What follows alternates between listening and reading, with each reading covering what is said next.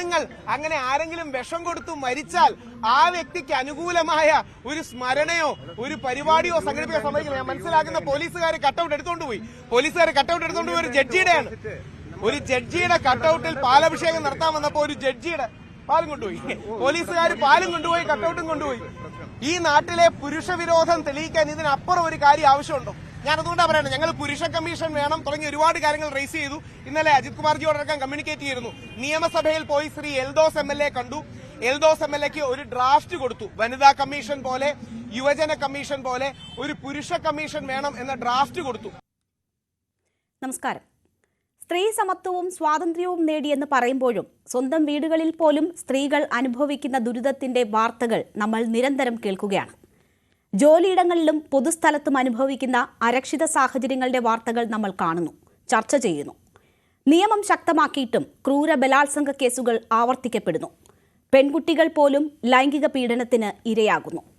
ഈ സാഹചര്യത്തിലും തുല്യതയിലേക്കും നീതിക്കായുമുള്ള പോരാട്ടം ശക്തിപ്പെടുത്താനായി എന്നതാണ് പ്രതീക്ഷ നൽകുന്ന ഏക കാര്യം. അവിടെ പുരുഷ കമ്മീഷൻ എന്ന ആവശ്യങ്ങൾ ഉയരുകയാണ്. രാഹുൽ ഈശ്വർ ചാനൽ ചർച്ചയിൽ ജയിക്കാൻ പറയുന്ന വാദത്തിനപ്പുറം വേരോട്ടം ഈ വാദം ഇപ്പോൾ നേടുന്നുണ്ട്. സഭയിൽ ഉന്നയിക്കാൻ ഒരു ജനപ്രതിനിധി തയ്യാറെടുക്കുന്നു. ഈ സാഹചര്യത്തിലാണ് ഈ വിഷയം നമ്മൾ ചർച്ച ചെയ്യുന്നത്. പുരുഷന് എന്തിന് കമ്മീഷൻ? ഈ ചർച്ചയിൽ എനിക്കൊപ്പം ശ്രീ രാഹുൽ ഈശ്വർ, ശ്രീ എൽദോസ് കുന്നപ്പിള്ളിൽ MLA, ശ്രീ ദിനു വെയിൽ ആക്ടിവിസ്റ്റ്, ശ്രീമതി മാളവിക ബിന്നി അധ്യാപിക, ദിവ്യ ദിവാകർ അധ്യാപിക ഫെമിനിസ്റ്റ് കൂടിയാണ്, doctor Nisha Nujumudheen public policy analyst എന്നിവരാണ് ചേരുന്നത്. ആദ്യം രാഹുൽ ഈശ്വറിലേക്ക്. രാഹുൽ, നിങ്ങൾ ഇന്ന് അവിടെ പാലഭിഷേകം നടത്താൻ പ്ലാൻ ചെയ്തിരുന്നു. സെക്രട്ടേറിയറ്റിന് മുന്നിൽ താങ്കളായിരുന്നു ഉദ്ഘാടകൻ. അത് പോലീസ് തടഞ്ഞു. അവിടെ അതിന് കുറച്ച് കഴിഞ്ഞ് ഏതാണ്ട് ആ സമയത്ത് തന്നെ വലിയൊരു മാർച്ചും പ്രതിഷേധം ഒക്കെ നടക്കാനിരിക്കുന്ന ഒരു സാഹചര്യം കൂടിയായിരുന്നു. എന്തായാലും പോലീസ് അത് തടഞ്ഞു. ഈ പാലഭിഷേകം നടത്താനുള്ള അവകാശത്തിന് വേണ്ടിയാണോ പുരുഷ കമ്മീഷൻ വേണമെന്ന വാദം? 5-10 മിനിറ്റുള്ളിൽ വീട്ടിൽ എത്തും. അപ്പൊ പാലഭിഷേകം തീർച്ചയായും നടത്താൻ വേണ്ടിയല്ലല്ലോ, പാലഭിഷേകത്തിന് ഒരു റൈറ്റിന് വേണ്ടിയല്ലല്ലോ പോരാടുന്നത്. അതൊരു സിംബോളിക് ജസ്റ്റർ മാത്രമല്ലേ. പകരം ഈ പുരുഷ കമ്മീഷൻ എന്ന ആശയം ഉയർത്തിപ്പിടിക്കാനും സ്ത്രീകളെ പോലെ വനിതകൾക്ക് വനിതാ കമ്മീഷൻ പോലെ പുരുഷന്മാർക്ക് പുരുഷ കമ്മീഷൻ, യുവജന കമ്മീഷന്റെ മോഡലിൽ വനിതാ കമ്മീഷന്റെ മോഡലിൽ ഉണ്ടാകണമെന്ന ആഗ്രഹം കൊണ്ടാണ് ഇന്ന് വൈകിട്ട് ബഹുമാനപ്പെട്ട MLA ശ്രീ ചാണ്ടി ഉമ്മന് ഞങ്ങൾ ഈ നിവേദനം സമർപ്പിക്കുകയുണ്ടായി. പ്രതിപക്ഷ നേതാവ് ആദരണീയനായ ശ്രീ VD സതീശൻജിയോട് സമയം ചോദിച്ചിട്ടുണ്ട്. ഞാനും അദ്ദേഹം കൂടി ഒരു ബുക്ക് റിലീസിനുണ്ടായിരുന്നു. അദ്ദേഹം അപ്പോൾ ഒരു ഹോസ്പിറ്റലിലേക്ക്, അദ്ദേഹത്തിന് തൊണ്ടയ്ക്ക് ഒരു പ്രശ്നം ഉണ്ടായിട്ട് പോവുകയായിരുന്നു. അദ്ദേഹത്തിന് എപ്പോഴാ സമയം എന്ന് പറഞ്ഞാൽ അദ്ദേഹത്തിന്റെ നിലപാട് എനിക്കറിയില്ല. അദ്ദേഹം ഒരു നെഹ്റുവിയൻ പ്രോഗ്രസീവ് ആണ്. എന്ത് സമീപനം സ്വീകരിക്കുമെന്നറിയില്ല. അദ്ദേഹത്തിന്റെ സമയം അനുസരിച്ച് അദ്ദേഹത്തെ പോയി കാണാൻ ആഗ്രഹമുണ്ട്. ഈ വരുന്ന ദിവസങ്ങളിൽ കേരളത്തിലെ എല്ലാ MLA-മാരെയും MP-മാരെയും കാണാനാണ് ഒരു ക്യാമ്പയിനായിട്ട് ഒഫീഷ്യലി ജനുവരി 30 മഹാത്മാഗാന്ധിയുടെ രക്തസാക്ഷിത്വ ദിനത്തിൽ തുടങ്ങാവുന്നതാണ് ആഗ്രഹം. 3 ഡിമാൻഡുകളെ മുമ്പോട്ട് വെക്കുന്നുള്ളൂ. വളരെ റീസണബിൾ ആയ ഡിമാൻഡുകളാണ്. ഒന്ന്, ഈ യുവജന കമ്മീഷൻ മാതൃകയിൽ നമ്മൾ 2013 കേരളം തുടങ്ങി, ഇന്ത്യ 2024 മാത്രമാണ് തുടങ്ങിയത്. അപ്പം കേരളം പല കാര്യങ്ങൾക്കും ഒരു പോസിറ്റീവ് ലെജിസ്ലേഷൻ മുമ്പോട്ട് വെക്കുന്നതാണ്. വനിതകൾക്ക് വേണ്ടിയുള്ള എല്ലാ ലെജിസ്ലേഷനെയും അംഗീകരിക്കുകയും അവരുടെ എല്ലാവിധ അവകാശങ്ങളെയും പൂർണ്ണമായി അംഗീകരിച്ചുകൊണ്ട് വനിതാ കമ്മീഷന്റെ അടക്കം പ്രവർത്തനങ്ങൾ വളരെ മികച്ചതാണ്. യുവജന കമ്മീഷന്റെ പ്രവർത്തനം മികച്ചതാണ്. സമാനമായ ഒരു പുരുഷ കമ്മീഷനാണ് ആദ്യത്തെ ഡിമാൻഡ്. രണ്ടാമത്തേത് മാധ്യമങ്ങൾക്കും പൊതുജനങ്ങൾക്കും ആപ്ലിക്കബിൾ ആയ ഒരു കാര്യമാണ്. അതായത് പരാതിക്കാരിയായ സ്ത്രീയുടെ ചിത്രമോ ഫോട്ടോയോ അല്ലെങ്കിൽ പേരോ ഒന്നും പലപ്പോഴും കൊടുക്കാറില്ല. കഴിഞ്ഞ സെപ്റ്റംബർ 10, 2024 ഹൈക്കോടതി വിധിയുടെ അന്തസത്ത ഉൾക്കൊണ്ടുകൊണ്ട് അക്യൂസ്ഡ് ആയ പുരുഷന്റെയും പേരോ ഫോട്ടോയോ കൊടുക്കരുത്, കോടതി കുറ്റക്കാരനാണെന്ന് കണ്ടെത്തുന്നത് വരെ. തീർച്ചയായും കോടതി കുറ്റക്കാരനാണെന്ന് കണ്ടെത്തിയാൽ ഇയാളുടെ പേരിൽ പൊങ്കാല ഇടാം, ഇയാളെ ആക്രമിക്കാം, ഒരു പ്രശ്നവുമില്ല. പക്ഷേ കോടതി പോലും ഹൈക്കോടതിയുടെ വിധിയിൽ ഒരുപക്ഷെ ഇന്ത്യൻ ചരിത്രത്തിൽ ആദ്യമായിട്ടാണ് അക്യൂസ്ഡിന്റെ റൈറ്റിനെ കുറിച്ച് കൂടി പരാമർശിച്ചിരിക്കുന്നത്. ആ വിധിയുടെ അന്തസത്ത ഉൾക്കൊണ്ട് പുരുഷന്റെ പേരും ഐഡന്റിറ്റിയും കോടതി പ്രഥമ ദൃഷ്ട്യാ കേസ് നിലനിൽക്കുന്നെന്നോ അല്ലെങ്കിൽ കോടതി കുറ്റക്കാരനാണെന്നോ കണ്ടെത്തുന്നത് വരെ ഒരു കാരണവശാലും കൊടുക്കാൻ പാടില്ല എന്നുള്ളതാണ് രണ്ടാമത്തെ ഡിമാൻഡ്. 3, പലപ്പോഴും നമ്മൾ റിക്വസ്റ്റ് ചെയ്യാറുള്ള ഒരു കാര്യം, സ്ത്രീപക്ഷ നിലപാട് ഉയർത്തിപ്പിടിച്ചുകൊണ്ട് നിങ്ങൾ ഈ പരാതിക്കാരെ ഇരകൾ എന്ന് വിളിച്ചോളൂ, പക്ഷേ കോടതി കുറ്റക്കാരനാണ് കണ്ടെത്തുന്നത് ഈ രാഹുൽ, ഈ സ്ത്രീകൾക്കെതിരായ അല്ലെങ്കിൽ സ്ത്രീ പീഡന കേസുകളിലൊക്കെ പെടുന്ന പുരുഷന്മാർക്ക് സംരക്ഷണം ഏകാനുള്ള ഒരു സംവിധാനം വേണം എന്നതാണ് ചുരുക്കം ഞാൻ മനസ്സിലാക്കുന്നത്. അങ്ങനെയൊന്നും ആവശ്യപ്പെട്ടാൽ മതിയായിരുന്നു. ഞാൻ അതിന്റെ വിശദമായ ചർച്ചയിലേക്ക് വരാം ശ്രീ രാഹുൽ. ഞാൻ ഒരു കാര്യം ചോദിക്കട്ടെ, ഈ ജനപ്രതിനിധികളുമായി താങ്കൾ കൂടിക്കാഴ്ച നടത്തി എന്ന് പറഞ്ഞു. അതിനകത്ത് എൽദോസ് കുന്നപ്പിള്ളിൽ MLA കാര്യമാണ് താങ്കൾ പറഞ്ഞത്. അദ്ദേഹത്തിൽ നിന്ന് എന്തെങ്കിലും ഉറപ്പ് ലഭിച്ചോ?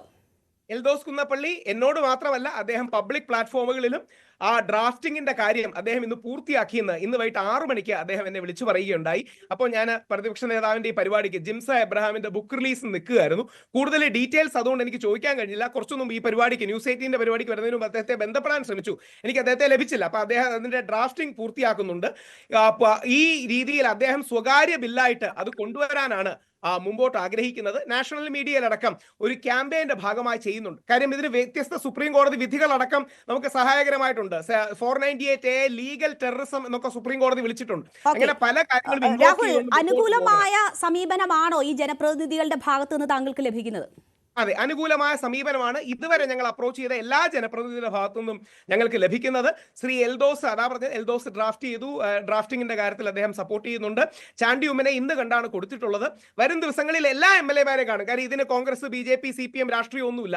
കക്ഷി രാഷ്ട്രീയത്തിനപ്പുറമായി കേരളത്തിന്റെ എല്ലാ MP-മാരെയും MLA-മാരെയും കാണുകയും അവരുടെ പിന്തുണ അഭ്യർത്ഥിക്കുകയും ചെയ്യും. രേണുകാജിയോട് ഒരു ഒറ്റ ചോദ്യമാണ് എനിക്ക് ചോദിക്കാനുള്ളത്. താങ്കളുടെ ചാനലിലും ന്യൂസ് 18 മലയാളത്തിൽ നിങ്ങളൊരു പോള് നടത്തുക. ആ പോള് നടത്തി പുരുഷ കമ്മീഷൻ വേണ്ടേ എന്നൊരു പോള് നടത്തുകയാണെങ്കിൽ എനിക്ക് ഉറപ്പുണ്ട് ബഹുഭൂരിപക്ഷം ആൾക്കാരും പുരുഷ കമ്മീഷനെ സപ്പോർട്ട് ചെയ്യും. പോളൊന്നും വേണ്ട രാഹുൽ. ഇത് ഈ ചർച്ചയുടെ താഴെ തന്നെ നമ്മൾ നോക്കിയാൽ ചിലപ്പോൾ ഇതുപോലുള്ള കമന്റുകൾ കാണും. സ്ത്രീകളുമായി ബന്ധപ്പെട്ടുള്ള എന്ത് വിഷയം ചർച്ച നടത്തിയാലും രാഹുലിനെ പോലെ സമാന മനസ്കരായ ഇഷ്ടം പോലെ ആളുകൾ അങ്ങനെ വിടുകയാണ് പതിവ്. താങ്കൾ ചാനൽ ചർച്ചകളിൽ പറയുമ്പോഴും അങ്ങനെ മൈൻഡ് ചെയ്യാതെ വിട്ടു. പക്ഷെ താങ്കൾ ഇപ്പോൾ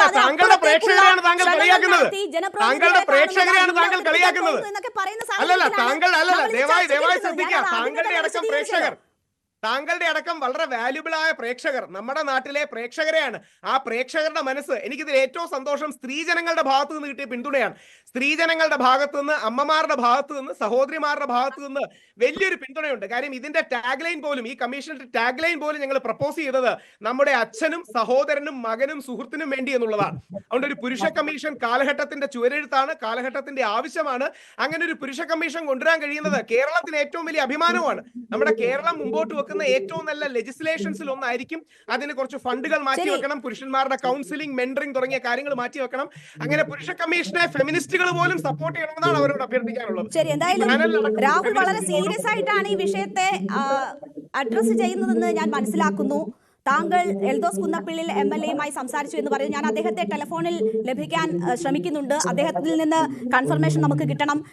പുരുഷൻ എന്തിനാണ് കമ്മീഷൻ എന്ന് നമ്മളിവിടെ ക്വസ്റ്റ്യൻ ആയിട്ട് ചോദിച്ചിട്ടുണ്ട്. അത് രാഹുൽ ഗോഡ് ഫാദറിൽ ചോദിക്കില്ലേ, എന്തിനാടാ പഠിക്കുന്നതെന്ന് ചോദിക്കില്ലേ മായിൻകുട്ടിയോട്? ആ ഒരു അർത്ഥത്തിൽ മാത്രമേ ആ ചോദ്യം എടുക്കാവൂ എന്നൊരു അപേക്ഷ കൂടി എനിക്കുണ്ട്. ഇപ്പോൾ ആ അർത്ഥത്തിൽ മാഡം എടുക്കുന്നതിന്റെ കാരണം എന്താ അറിയാമോ? രേണുകാജി ആ അർത്ഥത്തിൽ ചോദിക്കുന്നതിന്റെ കാര്യം എന്താ അറിയാമോ? ആ അർത്ഥത്തിൽ ചോദിക്കുന്നതിന്റെ കാര്യം, ഇതുവരെ രേണുകാജി നിവിൻ പോളിക്ക് എതിരെ വ്യാജ പരാതി കൊടുത്ത കുട്ടിക്ക് എതിരെ ഒരു FIR ഇടാത്തത് എന്താണെന്ന് ചോദിക്കാത്തത് കൊണ്ടാണ്. ഇന്ന് രാവിലെ ഞങ്ങൾക്ക് പോലീസ് നോട്ടീസ് തന്നു, ഒരു വെള്ളക്കടലാസിൽ. ആ നോട്ടീസ് പോലും നിവിൻ പോളിക്കെതിരെ പരാതി കൊടുത്ത കുട്ടിക്കെതിരെ കൊടുത്തിട്ടില്ല. അഭിഭാഷകനല്ലേ, ഇങ്ങനെ ആ കേസ് ഒരു സെക്കൻഡ് കൂടി, ഓൾറെഡി DGP കൂടെ പരാതി കൊടുത്തു. ഇനി ന്യൂസ് 18-മായി ബന്ധപ്പെട്ട ഒരു പോസിറ്റീവ് കാര്യം കൂടി. ന്യൂസ് 18-നുമായിട്ട് കമാൽ പാഷ സാറിന്റെ പ്രസ്താവനകളാണ് ഞങ്ങൾ മെയിൻലി എടുത്തത്. അദ്ദേഹം പറഞ്ഞ എന്താണെന്ന് ശ്രദ്ധിച്ചില്ലേ? അന്തസ്സോടെ കഷായം കലക്കി കൊടുത്തു. ഒന്ന് ആലോചിച്ച് നോക്കണം. നമ്മളെല്ലാം ആദരിക്കുന്ന, ആരാധിക്കുന്ന ഹൈക്കോടതി ജഡ്ജിയായ ജസ്റ്റിസ് കമാൽ പാഷ പറയാണ്, അവളൊരു കോർണറിൽ പെട്ടുപോയി, രക്ഷപ്പെടാൻ വേറെ വഴിയില്ല. അവസാനം അങ്ങനെ ഒരു ചലഞ്ചിന്റെ ഭാഗമായി അന്തസ്സോടെ കഷായം കൊടുത്തു. ഇല്ല, അങ്ങനെ അദ്ദേഹം ആ രീതിയിലല്ല. ആ വിധി വധശിക്ഷ എന്നതിനെതിർത്ത് അദ്ദേഹം സംസാരിച്ചിരുന്നു. അത് ഒരു വധശിക്ഷ അപൂർവമായ കേസല്ല എന്ന് അദ്ദേഹം പറഞ്ഞതാണ്. അദ്ദേഹം അതിനകത്തുള്ള ഹൈക്കോടതി റിട്ടയർഡ് ജസ്റ്റിസ് ആണ്. അദ്ദേഹം അതിനകത്തുള്ള അദ്ദേഹത്തിന്റെ അഭിപ്രായം പറഞ്ഞു. ഞാൻ അതിനെ ചോദ്യം ചെയ്യുന്നില്ല. അഭിപ്രായം പറയാനുള്ള അവകാശം എല്ലാവർക്കും ഉള്ളതാണല്ലോ ശ്രീ രാഹുൽ ഈശ്വർ. താങ്കൾക്ക് മാത്രമല്ല. താങ്കൾക്ക് ഈ വിഷയങ്ങളിൽ ഈ നിലയ്ക്കുള്ള അഭിപ്രായം പറയാമെങ്കിൽ ഒരു വിധിയെ ഒരു റിട്ടയർഡ് ജസ്റ്റിസിന് അത് വിലയിരുത്തിക്കൂടെ? അദ്ദേഹത്തിന് അദ്ദേഹത്തിന്റെ അഭിപ്രായം രാഹുൽ ഈശ്വർ മുഴുവൻ സമയവും അപഹരിക്കുന്നത്. ഒരുപാട് പാനലിസ്റ്റുകളുണ്ട്. താങ്കളുടെ വിഷയമാണ്, താങ്കൾ പ്രൊപ്പോസ് ചെയ്യുന്ന വിഷയമാണ് നമ്മൾ ചർച്ച ചെയ്യുന്നത്. അപ്പോൾ ആ ഒരു മര്യാദ താങ്കളുടെ ഭാഗത്ത് നിന്ന് പ്രതീക്ഷിക്കുന്നു. എനിക്ക് ഒറ്റ വരി മാത്രമേ ഉള്ളൂ. എന്റെ സമയം ബാക്കിയുള്ളവർക്ക് കൊടുത്തോളൂ. രാഹുൽ ഈശ്വറിനോട് മായൻകുട്ടി പറയുന്ന പോലെ ചോദിക്കാം, പറയാം. പക്ഷേ കൊല്ലപ്പെട്ട ഷാരോണിനെ അപമാനിക്കുകയും അധിക്ഷേപിക്കുകയും അവൻ എന്തിനു വേണ്ടിയാണ് പോയത് അങ്ങോട്ട് പ്രാർത്ഥിക്കാനൊന്നും അല്ലല്ലോ എന്ന് പറഞ്ഞ കമാൽ പാഷ സാറിനോട് സാറേ കുറച്ചു മനുഷ്യത്വം കൂടെ വേണ്ടേ എന്ന് ചോദിക്കാൻ കൂടി രേണുകാജിക്ക് കഴിഞ്ഞാലാണ് ഒരു അത് ആ ചർച്ചയിൽ അതിന്റെ ആങ്കർ അത് കൃത്യമായി നിർവഹിച്ചിട്ടുണ്ടാകുമെന്നാണ് ഞാൻ പ്രതീക്ഷിക്കുന്നത്. മാത്രവുമല്ല അദ്ദേഹം പറഞ്ഞ അഭിപ്രായമാണ് അത്, അദ്ദേഹത്തിന്റെ അനുഭവങ്ങളിൽ നിന്ന് പറഞ്ഞതായിരിക്കും. അങ്ങനെയുള്ള അഭിപ്രായം എല്ലാവർക്കും പറയാം. പക്ഷേ ഒരിക്കലും ഷാരോണിന്റെ മരണത്തെ അല്ലെങ്കിൽ ആ കുടുംബത്തിന്റെ വേദനയെ കാണാതിരിക്കുന്നില്ല. പക്ഷേ ഒരു വനിതയാണ് അതിലെ കുറ്റവാളി എന്നതുകൊണ്ട് ആവശ്യത്തിലധികം ആഘോഷിക്കപ്പെടുന്ന ഒരു സാഹചര്യം അത് ഉണ്ടായപ്പോൾ അതിനെതിരെയുള്ള വിമർശനങ്ങൾ ഉയർന്നിരുന്നു. അതിനൊപ്പമാണ് ഞാൻ. താങ്കൾ ദയവായി തുടരുക. ഇപ്പോൾ എൽദോസ് കുന്നപ്പിള്ളിൽ MLA നമുക്കൊപ്പം ടെലിഫോൺ ലൈൻ ചേരുന്നു. ശ്രീ എൽദോസ് കുന്നപ്പിള്ളിൽ, ഇങ്ങനെ ഒരു പുരുഷ കമ്മീഷൻ എന്ന ആവശ്യം പല കോണിൽ നിന്ന് രാഹുൽ ഈശ്വറിനെ പോലെയുള്ളവർ ഉയർത്തുന്നുണ്ട്. അതുമായി ബന്ധപ്പെട്ട് താങ്കളുമായി ഒരു ആശയവിനിമയം നടത്തിയെന്ന് അവർ പറയുന്നു. താങ്കൾ പരസ്യമായി പ്രതികരിച്ചിട്ടുണ്ട് എന്ന് പറയുന്നു. എനിക്ക് അത്രയ്ക്ക് വിശ്വാസമാകാത്തത് കൊണ്ടാണ് താങ്കളോട് തന്നെ നേരിട്ട് ചോദിക്കുന്നത്. അങ്ങനെ ഒരു ആശയവിനിമയം നടന്നിട്ടുണ്ടോ? ഞാൻ ഈ ഒരു പ്രശ്നം പൊതുവെ രാഹുൽ ഈശ്വറുമായി സംസാരിച്ചിരുന്നു. അപ്പൊ നിയമസഭയിൽ ഇതുമായി ബന്ധപ്പെട്ട ഒരു കേരള പുരുഷ കമ്മീഷൻ ആക്ട് കൊണ്ടുവരുന്നതുമായി ബന്ധപ്പെട്ട് സംസാരിച്ചു. സംസ്ഥാന ഗവൺമെന്റാണ് ബില്ലുകൾ കൊണ്ടുവരുന്നത്. പക്ഷേ അംഗങ്ങൾക്ക് സ്വകാര്യ ബില്ല് നിയമസഭയിൽ അവതരിപ്പിക്കാം. അങ്ങനെ ഒരു സ്വകാര്യ ബില്ല് കൊണ്ടുവരുന്നതുമായി ബന്ധപ്പെട്ട് ചർച്ച നടന്നിട്ടുണ്ട്. ഇന്ന് സമൂഹത്തിൽ നമുക്കറിയാം വനിതകൾക്ക് വേണ്ടി വനിതാ കമ്മീഷനുണ്ട്, അത് കൃത്യമായി പ്രവർത്തിക്കുന്നുണ്ട്. അല്ലെങ്കിൽ യൂത്ത് കമ്മീഷനുണ്ട്. പക്ഷേ ഈ കാലഘട്ടത്തിൽ സ്ത്രീയും പുരുഷനും സമൂഹത്തിൽ തുല്യനീതി തുല്യരാണ്. അതുകൊണ്ട് സ്ത്രീകൾക്ക് വേണ്ടിയുള്ളതുപോലെ തന്നെ ഒരു പുരുഷ കമ്മീഷൻ കൂടി വരേണ്ടത് അത്യാവശ്യമാണ് എന്ന് അദ്ദേഹവുമായി സംസാരിച്ചപ്പോഴും സമകാലീന സംഭവങ്ങളിൽ നിന്നൊക്കെ എനിക്ക് തോന്നിയിട്ടുണ്ട്. അപ്പൊ അതുകൊണ്ട് അതുമായി ബന്ധപ്പെട്ട ഒരു ബില്ല് ഞാൻ ഡ്രാഫ്റ്റ് ചെയ്ത് കഴിഞ്ഞു, അത് ടൈപ്പ് ചെയ്യാൻ കൊടുത്തിരിക്കുകയാണ്. അധികം താമസിച്ച് തന്നെ നിയമസഭയിൽ അത് അവതരിപ്പിക്കാൻ വേണ്ടിയിട്ടുള്ള സ്പീക്കറുടെ അനുമതി തേടും. ശ്രീ എൽദോസ് കുന്നപ്പിള്ളിൽ, ഈ മെൻസ് അസോസിയേഷന്റെ പ്രതിനിധികളും രാഹുൽ ഈശ്വറും ഒക്കെ ഇങ്ങനത്തെ ആവശ്യങ്ങൾ ഉന്നയിക്കുമ്പോൾ അതൊരു നോൺസെൻസ് ആണ് എന്നാണ് തോന്നിയിട്ടുള്ളത്. നമുക്ക് ഏതൊരു പൗരനെ സംബന്ധിച്ചും മനുഷ്യാവകാശ കമ്മീഷനുണ്ട്, മറ്റു നിയമ സംവിധാനങ്ങളൊക്കെ ഉണ്ട്. എന്ത് ബുദ്ധിമുട്ടുകൾ അവർ നേരിട്ടാലും അവർക്ക് നിയമപരമായും അല്ലാതെയും ഒക്കെ അവരുടെ അവകാശങ്ങൾ സംരക്ഷിക്കുന്നതിനുള്ള മാർഗങ്ങളുണ്ട്. അങ്ങനെ ഇരിക്കെ എന്തിനാണ് ഒരു പുരുഷ കമ്മീഷൻ? താങ്കൾ ഒരു അഭിഭാഷകനാണ്, ഒരു ജനപ്രതിനിധിയാണ്. താങ്കൾക്ക് എന്താണ് അതിന്റെ ഒരു ആവശ്യകത എന്ന് തോന്നുന്നത്? ആ ഉത്തരവാദിത്വം നിറവേറ്റിക്കൊണ്ട് തന്നെയാണ് ഇപ്പോ ഞാൻ ഈ കമ്മീഷന്റെ ചെയർമാൻ ഉദ്ദേശിക്കുന്ന റിട്ടയർഡ് ഹൈക്കോടതി ജഡ്ജിയാണ്. ഒരു വനിത ഇതിൽ അംഗമായിരിക്കും. പല രംഗത്തു നിന്നുള്ള ആളുകൾ ഇതിൽ വരും. ഇതിൽ സ്ത്രീകൾക്കുള്ള പോലെ തന്നെ അവകാശങ്ങൾ പുരുഷനുമുണ്ട് എന്ന് ചിന്തിക്കുന്ന ഒരാളാണ്. സ്ത്രീകൾ അല്പം ദുർബലരാണ് എന്ന് തോന്നൽ ഇന്ന് സമൂഹത്തിൽ ആർക്കുമില്ല. അവർക്ക് ഒരുപോലെ തന്നെ അവകാശങ്ങളും അവർക്ക് വേണ്ട എല്ലാ സംരക്ഷണവും നൽകുവാൻ വേണ്ടി കൂടിയുള്ള ഒന്നാണിത്. സമൂഹത്തിൽ പലപ്പോഴും ചില തരത്തിൽ അല്ലെങ്കിൽ നിയമമായി കിട്ടുന്ന ചില അധികാരങ്ങൾ ഉപയോഗപ്പെടുത്തിക്കൊണ്ട് വ്യാജമായിട്ടുള്ള പരാതികൾ, അങ്ങനെ പല പ്രശ്നങ്ങളും പ്രതിസന്ധികളൊക്കെ പലപ്പോഴും പലരെ അലട്ടുന്ന പ്രശ്നങ്ങളാണ്. അത്തരം സന്ദർഭങ്ങളിൽ അവർക്ക് ഈ കാര്യങ്ങൾ പറയാനോ തുറന്നു പറയാനോ ഇതിന് സംരക്ഷണം നൽകുവാനോ നിയമ സംരക്ഷണം നൽകുവാനോ ഉള്ള സാഹചര്യങ്ങൾ പുരുഷന്മാർക്ക് പൊതുവെ കുറവാണ്. ഇത് സ്ത്രീകളുടെ കൂടി പലപ്പോഴും പല സ്ഥലങ്ങളിൽ ഉണ്ടായിട്ടുള്ള ആവശ്യങ്ങളും അവരുടെ അഭ്യർത്ഥനകളും ഒക്കെ ഇതുമായി ബന്ധപ്പെട്ടുണ്ട്. ഇപ്പൊ നമുക്കറിയാം സമീപകാലത്ത് സിദ്ദീഖിനുണ്ടായ ഒരു സംഭവവുമായി ബന്ധപ്പെട്ട് നടന്നിരിക്കുന്നവർക്ക് സമൂഹത്തില് താങ്കളും അപ്പോൾ സീരിയസ് ആയി തന്നെയാണ് കാര്യങ്ങളെ കാണുന്നത്. ഈ ബിൽ അവതരിപ്പിക്കാനാകുമെന്നും ഇതൊരു ആരെങ്കിലും അതൊരു സീരിയസ് ആയി കാണുമെന്നും അങ്ങനെ ഒരു പരിഗണനാ വിഷയമാകുമെന്നും ഒക്കെ താങ്കൾ ആത്മാർത്ഥമായും കരുതുന്നുണ്ടോ? സ്വകാര്യ ബില്ല് അവതരിപ്പിക്കാൻ ഏത് നിയമസഭാ അംഗത്തിന് അധികാരമുണ്ടല്ലോ. അത് ഗവൺമെന്റ് ഏറ്റെടുക്കുമോ ഇല്ലയോ എന്നുള്ളത് ഗവൺമെന്റ് തീരുമാനിക്കേണ്ട കാര്യമാണ്. കാരണം സ്വകാര്യ ബില്ലുകൾ നിയമം ആകാറില്ല. ഗവൺമെന്റിന് അതിൽ താല്പര്യം ഉണ്ടായി കഴിഞ്ഞാൽ ഗവൺമെന്റ് സ്വന്തം ബില്ലാക്കി മാറ്റി അവതരിപ്പിക്കുകയാണ് പൊതുവിലുള്ള. ഗവൺമെന്റിന് ഈ കാര്യത്തിൽ ഉചിതമായ തീരുമാനം എടുക്കാമല്ലോ. പാർട്ടിയുമായി ആലോചിച്ചിരുന്നോ? സ്വകാര്യ ബില്ലുകൾ അവതരിപ്പിക്കുന്നത് ജനപ്രതിനിധി എന്ന രീതിയിൽ അവരുടെ ഉത്തരവാദിത്വമാണ്. ഏത് ബില്ലുകളും കൊണ്ടുവരാൻ പറ്റും. അത് പൊതുജനങ്ങളെ ബാധിക്കുന്ന ബില്ലുകൾ കൊണ്ടുവരുന്ന അംഗങ്ങൾ സ്പീക്കർക്കാണ് കത്ത് കൊടുക്കുക. അതിന് എല്ലാ അംഗങ്ങൾക്കും 140 അംഗങ്ങൾക്കും അവരുടേതായ ഉത്തരവാദിത്വമുണ്ട്. അതിന് ഗവൺമെന്റിന്റെ അനുമതിയോ പാർട്ടിയുടെ അനുമതിയോ ഒന്നും ആ കാര്യത്തിൽ പൊതുവെ ആവശ്യമില്ല. അല്ല, പാർട്ടിയുടെ ഒരു കാര്യങ്ങളില്ല. പല നേതാക്കളുമായിട്ട് സംസാരിച്ചിട്ടുണ്ട്, പല ആളുകളുമായി ഞാൻ സംസാരിച്ചിട്ടുണ്ട്. പക്ഷേ പാർട്ടിയുടെ KPC കൊടുത്ത അനുമതി വാങ്ങുകയോ അങ്ങനെ ഒരു സംവിധാനം ഒന്നും സ്വാഭാവികമായിട്ടും ഇതിലില്ല. താങ്കൾ ഉൾപ്പെട്ട ഒരു കേസും കേരളത്തിന്റെ പൊതുസമൂഹം ചർച്ച ചെയ്തതാണ്. ശ്രീ എൽദോസ് കുന്നപ്പിള്ളി MLA, താങ്കൾ MLA ആയിരിക്കുമ്പോൾ തന്നെ നേരിട്ട ഒരു കേസാണല്ലോ അത്. അപ്പോൾ അതുമായി ബന്ധപ്പെട്ട് താങ്കൾ ജാമ്യമൊക്കെ നേടിയിട്ടുണ്ട്. അങ്ങനെ ഒരു അനുഭവമാണോ ഈ ഒരു നീക്കത്തിന് കൂടെ നിൽക്കാൻ താങ്കളെ പ്രേരിപ്പിക്കുന്നത്? എന്റെ കേസുമായി ബന്ധപ്പെട്ടുണ്ടാകുന്ന നീക്കങ്ങളല്ല ഇത്. എന്റെ കേസ് ഓൾറെഡി അതിൽ എന്നെ പ്രതിസ്ഥാനത്ത് ഗവൺമെന്റ് ആക്കി അതിലെ കോടതി പോയിരുന്ന കാര്യങ്ങളാണ്. അതിലെനിക്ക് ഹൈക്കോടതിയിൽ നിന്നും സെഷൻസ് കോടതിയിൽ നിന്നൊക്കെ ജാമ്യം കിട്ടി. ഞാൻ കോടതിക്ക് ആ കാര്യങ്ങൾ മനസ്സിലാക്കിയിട്ടുള്ള കാര്യങ്ങളാണ്. എന്റെ കേസ് കണ്ട് ഇനി ഈ പുരുഷ കമ്മീഷൻ കൊണ്ട് ഗുണമുണ്ടാവില്ലല്ലോ. ഭാവിയിൽ ഉണ്ടാകാൻ പോകുന്ന ചതിക്കപ്പെടുന്ന അല്ലെങ്കിൽ ഇങ്ങനെ കള്ളപ്പരാതികൾ കൊടുക്കുന്ന ആളുകൾക്ക് ഉണ്ടാകുന്ന സംരക്ഷണം ആകട്ടെ എന്ന് മാത്രമേ ഉള്ളൂ ഇതുമായി ബന്ധപ്പെട്ട് എനിക്ക് സൂചിപ്പിക്കും. ശരി, വളരെ നന്ദി ശ്രീ എൽദോസ് കുന്നപ്പള്ളി MLA ഞങ്ങളോട് സഹകരിച്ചതിന്. അദ്ദേഹം വളരെ തിരക്കിലാണെന്നും ചർച്ചയിൽ പങ്കെടുക്കാൻ ബുദ്ധിമുട്ടുണ്ടെന്നും അറിയിച്ചിരുന്നതാണ്. അപ്പോഴാണ് ഞാൻ ടെലിഫോൺ ലൈനിലെങ്കിലും ഉണ്ടാകണമെന്ന് അദ്ദേഹത്തോട് പറഞ്ഞത്. വളരെ നന്ദി ഞങ്ങളോട് സഹകരിച്ചതിന്. ശ്രീ ദിനുവേൽ, ഈ പാനലിൽ ഉള്ള രാഹുൽ കഴിഞ്ഞുള്ള ഒരു പുരുഷനാണ് താങ്കൾ. ഇപ്പോൾ ഇതാ ഒരു MLA ഇതൊരാവശ്യമാണ്, അതിൻ്റെ ആവശ്യകത എന്താണ് എന്ന് വിവരിക്കുന്നത് താങ്കൾ കേട്ടു. ഒരു പുരുഷ കമ്മീഷൻ ഇല്ലാതെ മുന്നോട്ട് പോകാൻ കഴിയുന്ന സാഹചര്യമാണോ നമ്മുടെ നാട്ടിൽ? ഞാൻ പറയുന്നത് കേൾക്കാമെന്ന് കരുതുന്നു. കേൾക്കാം. ഓക്കെ. എനിക്ക് ഭയങ്കര ഒരു അത്ഭുതമുള്ള ഒരു കാര്യം എന്ന് പറയുന്നത്, രാഹുൽ ഒരു നിയമ വിദ്യാർത്ഥിയായിട്ട് ഭരണഘടനയുടെ ക്ലാസ്സിൽ കയറാതെ പോയോ എന്നുള്ള കാര്യത്തിൽ എനിക്ക് വലിയൊരു സംശയം തോന്നുകയാണ്. നമ്മൾ ചില ക്ലാസ്സിലൊക്കെ കയറാതെ പോയി എന്ന് പറയൂലേ, അപ്പം അതുപോലെ ക്ലാസ് ബങ്ക് ചെയ്തിരുന്നു എന്നുള്ള കാര്യത്തിൽ ഒരു സംശയം. ഞാൻ മൊത്തം പറഞ്ഞിട്ട് സംസാരിക്കാമല്ലോ തിരിച്ച്. താങ്കൾ സംസാരിക്കുമ്പോൾ ഞാൻ കേട്ടിരുന്നത് എനിക്കൊരു സംശയം. കാരണം അല്ല, ഞാൻ പറയാൻ കാരണം ഞാൻ പറഞ്ഞുതരാം. കാരണം എന്താന്ന് പറഞ്ഞു കഴിഞ്ഞാൽ, ഒരു ഇന്ത്യക്കകത്ത് ഒരു നിയമം ഉണ്ടാക്കണമെങ്കിൽ, ഒരു നിയമനിർമ്മാണം ഉണ്ടാക്കണമെങ്കിൽ, ഒരു സ്റ്റാറ്റ്യൂട്ട് ഉണ്ടാക്കണമെങ്കിൽ ആർട്ടിക്കിൾ 14 ടെസ്റ്റ് അത് പാസ്സാകും. ആർട്ടിക്കിൾ 14 ടെസ്റ്റ് പാസ്സായാൽ മാത്രമേ ഇന്ത്യക്കകത്ത് ഒരു നിയമനിർമ്മാണം നമുക്ക് സാധ്യമാവുകയുള്ളൂ. വിമൻ കമ്മീഷന്റെ കാര്യം എടുത്താലും, SC/ST കമ്മീഷന്റെ കാര്യം എടുത്താലും, OBC കമ്മീഷന്റെ കാര്യം എടുത്താലും ഒക്കെ തന്നെ ആർട്ടിക്കിൾ 14 ടെസ്റ്റ് പാസ്സാവും. കാരണം 15(3) അകത്ത് സ്ത്രീകൾ, കുട്ടികൾ എന്ന് പറയുന്നു. ആർട്ടിക്കിൾ 46 എഡ്യൂക്കേഷണലി സോഷ്യലി ബാക്ക്വേർഡ് ആയിട്ടുള്ള ആളുകൾ എന്ന് പറയുന്നു. ഈ രണ്ട് തരത്തിലും ഈ വിഭാഗം ആളുകൾക്ക് വേണ്ടി പ്രത്യേക കമ്മീഷനുകൾ രൂപീകരിക്കുന്നത് നിയമത്തിന് ഒരിക്കലും എതിരല്ല. പക്ഷെ ഇവിടെയുള്ള ഒരു പ്രശ്നം എന്ന് പറഞ്ഞു കഴിഞ്ഞാൽ, പുരുഷ കമ്മീഷൻ എന്ന് പറയുമ്പോൾ പുരുഷന്മാർ ആസ് എ കാറ്റഗറി വൾണറബിൾ ആണോ എന്നാണ് ആർട്ടിക്കിൾ 14 കീഴിലുള്ള ചോദ്യം എന്ന് പറയുന്നത്. ഇൻഡിവിജ്വൽ ആയിക്കൊണ്ട് ചില പുരുഷന്മാർ വ്യക്തിപരമായി അവർക്ക് ചിലപ്പോൾ അതിക്രമം നേരിടേണ്ടി വരും. അത് വ്യക്തിപരമായ ഒരു പ്രശ്നമാണ്.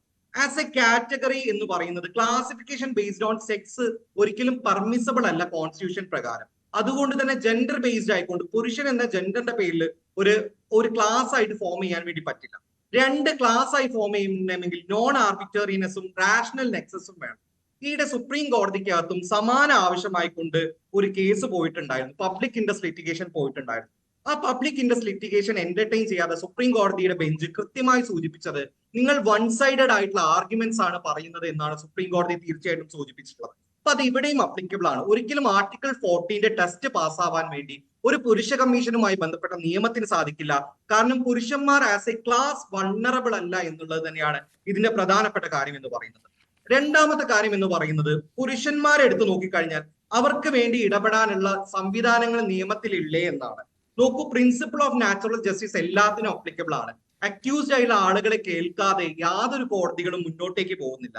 ഇനി തെറ്റായ ഒരു FIR രജിസ്റ്റർ ചെയ്യപ്പെട്ടാൽ 528 ഓഫ് BNSS പ്രകാരം FIR കോഷ് ചെയ്യാൻ വേണ്ടി ഹൈക്കോടതിക്കകത്ത് പോവാം. Abuse of power, abuse of justice ഉണ്ടെങ്കിൽ ഇത് പ്രകാരം FIR കൃത്യമായി കോഷ് ചെയ്യപ്പെട്ടു. BNS 227, 228, 229 എന്നിവ ഫോൾസ് എവിഡൻസ് ആരെങ്കിലും നൽകി കഴിഞ്ഞാൽ അവർക്കെതിരെ കേസ് എടുക്കാനുള്ള വകുപ്പാണ്. കോടതിയിൽ നുണ പറഞ്ഞു കഴിഞ്ഞാൽ പ്രെജുറി നിലനിൽക്കുന്നതാണ്. ഇനി സിവിൽ ഡിഫമേഷനും ക്രിമിനൽ ഡിഫമേഷനും ഈ വ്യക്തികൾക്കെതിരെ നമുക്ക് കൃത്യമായി നീങ്ങാൻ വേണ്ടി പറ്റും. ഇത്തരത്തിൽ സിവിലും ക്രിമിനലുമായിട്ടുള്ള റെമഡീസ് കൃത്യമായി നമ്മുടെ നിയമ സംവിധാനങ്ങൾ നൽകുന്നുണ്ടെന്ന് മാത്രമല്ല, റിട്ട് ജൂറിസ്ഡിക്ഷന്റെ അകത്ത് മൗലികാവകാശങ്ങൾ ലംഘിച്ചു കഴിഞ്ഞാൽ സ്ത്രീകൾക്കും പുരുഷനും ഒരേ അധികാരം തന്നെയാണ് കൃത്യമായി നൽകുന്നത്. മറ്റൊന്ന്, ഈ പറയുന്ന കമ്മീഷനുകൾ നമ്മൾ പരിശോധിച്ചു കഴിഞ്ഞാൽ അവിടെ പുരുഷന് ഇടമില്ലേ എന്ന് പരിശോധിച്ചു കഴിഞ്ഞാൽ, ചൈൽഡ് റൈറ്റ് കമ്മീഷൻ കുട്ടികളായ പുരുഷന്മാർക്ക് പോവാം, കുട്ടികളായ ആൺകുട്ടികൾക്ക് പോവാം. യൂത്ത് കമ്മീഷനിൽ 40 വയസ്സ് വരെ പോവാം. SC/ST കമ്മീഷനിൽ പുരുഷന്മാർക്ക് പോവാം. കാരണം SC/ST പുരുഷന്മാർ എന്ന് പറയുന്നത് ഒരു വൾണറബിൾ കാറ്റഗറിയാണ്, അവർക്ക് പോവാം. ബാക്ക്വേർഡ് ക്ലാസസ് ആയിട്ടുള്ള എല്ലാവർക്കും പോവാം. ഡിസബിലിറ്റി കമ്മീഷന്റെ അകത്ത് ഡിസേബിൾഡ് ആയിട്ടുള്ള പുരുഷന്മാർക്ക് പോവാം. ഇതിലൊന്നും ഉൾപ്പെടാത്ത പുരുഷൻ എന്ന് പറയുന്നത് മുന്നോക്ക സമുദായത്തിലെ പുരുഷനാണ്. ബാക്കി എല്ലാ പുരുഷനും വേണ്ടിയിട്ട് ഇവിടെ കൃത്യമായി കമ്മീഷനുകൾ ഉണ്ട്. മുന്നോക്ക സമുദായത്തിലെ പുരുഷൻ ആസ് എ പുരുഷൻ കാസ്റ്റ് ബേസ്ഡ് ആയിട്ടുള്ള ഡിസ്ക്രിമിനേഷനോ ജെൻഡർ ബേസ്ഡ് ആയിട്ടുള്ള ഒപ്രഷനോ ആസ് എ ഹോൾ നേരിടുന്നില്ല എന്നതുകൊണ്ടാണ് അത്തരം ഒരു കമ്മീഷൻ നമുക്ക് രൂപീകരിക്കാൻ വേണ്ടി പറ്റാത്തത്. അതുകൊണ്ട് നിയമത്തിന്റെ ഏത് തലങ്ങൾ നമ്മൾ എടുത്തു നോക്കിക്കഴിഞ്ഞാലും നിലവിലുള്ള കമ്മീഷനുകളെല്ലാം തന്നെ നിയമാനുസൃതമായി ആണ് പ്രവർത്തിക്കുന്നത്. പുരുഷ കമ്മീഷൻ എന്നൊരു കാര്യം സാധ്യമാവാത്തത് അത് ആർട്ടിക്കിൾ 14-നെതിരാവും. കാരണം സെക്സും ജെൻഡറും ബേസ് ചെയ്തുകൊണ്ട് ഒരു കമ്മീഷൻ രൂപീകരിക്കാൻ വേണ്ടി നമ്മുടെ നിയമം അനുവദിക്കുന്നില്ല എന്നതുകൊണ്ട് തന്നെയാണ്. അതുകൊണ്ട് തന്നെ പുരുഷൻ ലീഗലി ഓർഫൻ ആണെന്ന വാദമേ നിലനിൽക്കുന്നില്ല. വളരെ കൃത്യമായി പുരുഷന് ലീഗലി റെമഡീസ് കാണാനുള്ള കോൺസ്റ്റിറ്റ്യൂഷൻ റെമഡീസ് ഉണ്ട്. അതുകൊണ്ടാണ് പബ്ലിക് ഇൻട്രസ്റ്റ് ലിറ്റിഗേഷൻ പുരുഷ കമ്മീഷന് ഗൈഡ് ലൈൻ വേണമെന്ന് പറഞ്ഞപ്പോൾ കോടതി അത് എന്റർടൈൻ ചെയ്യാതെ ആ പെറ്റീഷനും പബ്ലിക് ഇൻട്രസ്റ്റ് ലിറ്റിഗേഷനുമായി പോയ ആൾക്ക് അത് പിൻവലിക്കേണ്ടി വന്നു. ഒറ്റ കാര്യമാണ്, നാളെ ഇന്ത്യയിലെ ബില്യണർ ആയിട്ടുള്ള അംബാനിക്കും അദാനിക്കുമെതിരെ ചില ആളുകൾ കള്ളപ്പരാതികൾ കൊടുക്കുന്നു എന്ന് വിചാരിക്കാം. ബില്യണർ കമ്മീഷൻ എന്ന് പറഞ്ഞ ഒരു കമ്മീഷൻ നമുക്ക് രൂപീകരിക്കാൻ വേണ്ടി പറ്റും. ബില്യണർ ആളുകളുടെ പരാതി പരിഹരിക്കാൻ വേണ്ടി ചില കമ്മീഷൻ, അവർക്ക് വ്യക്തിപരമായി ചില പ്രശ്നങ്ങൾ നേരിടുന്നു എന്നുള്ളത്. അപ്പം അത് സാധ്യമല്ല. സമാനമായിട്ടാണ് പുരുഷൻ ആസ് എ കാറ്റഗറി, ഇൻഡിവിജ്വൽ അല്ല ഞാൻ പറയുന്നത്, as a category they are not vulnerable and they are not socially educationally backward. അതുകൊണ്ട് തന്നെ ഇത്തരം ഒരു കമ്മീഷന് യാതൊരു നിയമസാധുതയും ഇല്ല എന്നാണ് കൃത്യമായി സൂചിപ്പിക്കാൻ. ശരി, ഞാൻ താങ്കളിലേക്ക് തിരിച്ചെത്താം. ഇപ്പോൾ ദിവ്യ ദിവാകർ കൂടി നമുക്കൊപ്പം ചേരുകയാണ്. ശ്രീമതി ദിവ്യ, താങ്കളെ ഇവിടെ ഫെമിനിസ്റ്റ്, താങ്കളൊരു അധ്യാപിക കൂടിയാണ്, ഇവിടെ ഫെമിനിസ്റ്റ് എന്നാണ് അഡ്രസ്സ് ചെയ്തിരിക്കുന്നത്. കാരണം ഇന്ന് രാഹുൽ ഇങ്ങനെ ഒരു ആവശ്യം മുന്നോട്ട് വയ്ക്കാൻ കാരണമായി പറഞ്ഞതിൽ ഫെമിനിസ്റ്റുകളുടെ കേരളത്തിലെ വളർച്ച ഒരു പ്രധാനപ്പെട്ട വിഷയമാണ്. അപ്പോൾ ഫെമിനിസ്റ്റുകളെ നേരിടാൻ പറ്റാത്ത അവസ്ഥയിൽ ഇവിടുത്തെ പുരുഷന്മാരെത്തിയിരിക്കുന്നു. അപ്പോൾ ഇനിയൊരു പുരുഷ കമ്മീഷൻ കൊണ്ടേ അത് സാധ്യമാകൂ എന്ന് പറയുകയാണ്. ആ ഒരു കുറ്റസമ്മതം പോലെ അതൊരു അഭിമാനിക്കാവുന്ന മുഹൂർത്തമാണോ നിങ്ങളെ സംബന്ധിച്ച്? ഒരു തരത്തിൽ അഭിമാനിക്കാവുന്ന ഒരു മുഹൂർത്തം തന്നെയാണ്. കാരണം ഈ രാഹുൽ ഈശ്വറിനെ പോലെയുള്ള ഇങ്ങനത്തെ വ്യക്തികളൊക്കെ വളരെ പാനിക് ആവുകയും എത്രയും പെട്ടെന്ന് നമുക്കൊരു കമ്മീഷൻ ഉണ്ടാക്കിയാലേ ഒരു സംഘടന ഓൾറെഡി ഉണ്ട്, ഇവർക്കൊരു മെൻസ് അസോസിയേഷൻ ഉണ്ടല്ലോ വട്ടിയൂർക്കാവ് അജിത്തിന്റെ, ഒരു കമ്മീഷൻ കൂടി ഉണ്ടാക്കിയാലേ ഞങ്ങൾക്കൊക്കെ നിലനിൽക്കാൻ പറ്റൂ എന്നുള്ള ഒരു ഭീതിയിലേക്ക് പോയി എന്നുള്ളത് വളരെ നല്ല കാര്യം. അതിൽ ഞങ്ങളൊക്കെ അതിന് കാരണക്കാരായിട്ടുണ്ടെങ്കിൽ അതിൽ വളരെ സന്തോഷം എന്നുള്ളത് തന്നെയാണ് ആദ്യം അറിയിക്കാനുള്ളത്. പിന്നെ നമുക്ക് നോക്കിയാല് ഈ ഒരു പുരുഷ കമ്മീഷന് പിന്നിൽ പ്രവർത്തിക്കുന്ന ഈ വ്യക്തികളൊക്കെ, ഒന്ന് രാഹുൽ ഈശ്വർ, ഒന്ന് ശ്രീ എൽദോസ് കുന്നപ്പള്ളി, പിന്നെ ഈ പറഞ്ഞ വട്ടിയൂർക്കാവ് അജിത് കുമാറിന്റെ സംഘടന, ഇവരൊക്കെ ഒന്ന് നമ്മൾ ഇപ്പൊ അടുത്തൊന്നുമല്ലല്ലോ നമ്മൾ ഇവരെ കാണാൻ തുടങ്ങിയത്. രാഹുൽ ഈശ്വറിനെ ഞാൻ ചർച്ചകളിൽ കാണുന്നതൊക്കെ തന്നെ എവിടെയൊക്കെ ബലാത്സംഗം ചെയ്ത പുരുഷന്മാരുണ്ടോ, എവിടെയൊക്കെ ബലാത്സംഗത്തിന് കൊട്ടേഷൻ കൊടുത്ത ദിലീപിനെ പോലുള്ള നടൻ, ഇങ്ങനത്തെ ആളുകൾക്കൊക്കെ വേണ്ടിയിട്ട് എല്ലാ ചാനലിലും വന്നിരുന്ന് അവർക്ക് തെളിഞ്ഞല്ലേ മാഡം ജഡ്ജിയായ വിധി ഞാൻ തന്നല്ലേ? താങ്ക്സ്.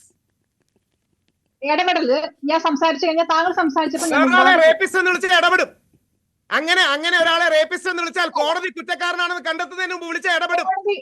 ബലാത്സംഗത്തിന് ദിലീപ് കൊട്ടേഷൻ കൊടുത്തു എന്നുള്ളത് ഇവിടെ എല്ലായിടത്തും മാധ്യമങ്ങളിൽ വന്നതാണ്. പോലീസ് വെറുതെ അല്ലല്ലോ 190 ദിവസം പിടിച്ചിട്ട് ജയിലിട്ടത്. ഇവരൊക്കെയാണ് നിയമത്തെ കുറിച്ച് പറയുന്നത്. അങ്ങനെയാണെങ്കിൽ നമ്പിനാരായണൻ 50 ദിവസം ജയിലിൽ കിടന്നില്ലേ? നമ്പിനാരായണൻ ചാരനായോ? എന്ത് ലോജിക്കാണ് മാഡം? നമ്പിനാരായണൻ അതിന് രാഹുൽ ഈശ്വറിനെതിരെ കേസ് കൊടുക്കാൻ സാധ്യതയുണ്ട്. ദിലീപിനെ നമ്പിനാരായണൻ തമ്മിൽ താരതമ്യപ്പെടുത്തി. നമ്പിനാരായണനെ എനിക്കറിയാം, നേരിട്ട് കണ്ടിട്ട് പോലുമില്ലോ. എനിക്ക് വ്യക്തിപരം അറിയുന്ന ആളാണ്. ഇതേപോലെ അപക്വമായ അറിവുള്ളവരാണ്. ദിലീപ് 90 ദിവസം ജയിലിൽ കിടന്നില്ലേ? അതുകൊണ്ട് കുറ്റവാളിയാണ്. മാധ്യമങ്ങളിലെല്ലാം വന്നു എന്ന് ഞാൻ പറഞ്ഞില്ല. അതൊക്കെയാണ് ഫെമിനിസ്റ്റ് എങ്കിൽ ഞങ്ങൾക്ക് സന്തോഷമാണ്. ദിലീപ് കുറ്റവാളി അല്ലാന്ന് കോടതി വിധിച്ചോ? ദിലീപ് കുറ്റവാളി അല്ല എന്ന് രാഹുൽ പല ചാനലുകളിൽ കുറ്റവാളിയാണെന്ന് വിധിച്ചോ? ഇനി കുറ്റവാളിയാണെന്ന് പറഞ്ഞാൽ ഇന്നസെന്റ് അണ്ടിൽ പ്രൂവ് ഗിൽറ്റി എന്നൊരു ന്യായമെങ്കിലും എനിക്കുണ്ട്. ദിലീപ് കുറ്റവാളിയാണെന്ന് പറയാൻ എന്ത് അധികാരമാണ് ദിനേശനുള്ളത്? രാഹുലിനെ കാണുന്ന ഇടങ്ങൾ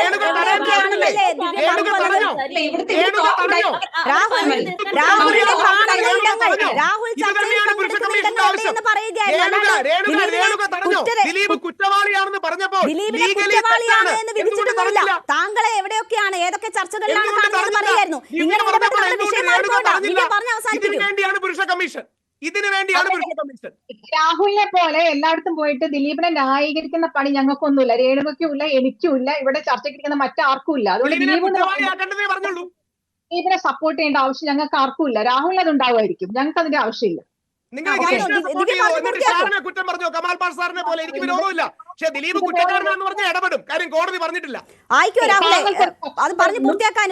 പക്ഷെ പീഡനപക്ഷമാണ്. എവിടെയൊക്കെ പീഡനം നടത്തുന്ന പുരുഷന്മാരുണ്ട് അവർക്കൊക്കെ വേണ്ടി വന്നിരുന്ന എല്ലാ ചാനലും പക്ഷം ഗ്രീഷ്മയുടെ പക്ഷമാണ്. ഗ്രീഷ്മ അനുകൂലികളാണ് നിങ്ങളെങ്കിൽ ഞാൻ പീഡനപക്ഷം കൂടെയാണ്. നിങ്ങളൊക്കെ ഗ്രീഷ്മ അനുകൂലികളാണെങ്കിൽ ഞാൻ മറുവശത്ത്. രാഹുൽ, നമ്മുടെ ചർച്ച വഴിതിരിച്ചു വിടേണ്ട, പറഞ്ഞു വരട്ടെ. താങ്കൾ ഏതൊക്കെ ചർച്ചയിൽ പങ്കെടുക്കുന്നു എന്ന കാര്യം സൂചിപ്പിച്ചതാണല്ലോ, അത് താങ്കൾക്കും വ്യക്തമാണ്. വെറുതെ തർക്കിക്കേണ്ട, പറഞ്ഞോളൂ ഞാൻ ദിവ്യ. അതുകൊണ്ടാണ് പറഞ്ഞത്. രേണുക തടഞ്ഞില്ല, അതുകൊണ്ടാണ് ഞാൻ തടഞ്ഞത്. ദിലീപ് കുറ്റക്കാരനാണെന്ന് കോടതി കണ്ടെത്തിയിട്ടില്ല. അത് കുറ്റക്കാരനെന്ന് ദിവ്യ പറഞ്ഞത് മാഡം, ദിവ്യ മാഡം ജഡ്ജി അല്ല. കുറ്റക്കാരനെന്ന് പറഞ്ഞതായി ഞാൻ കേട്ടില്ല.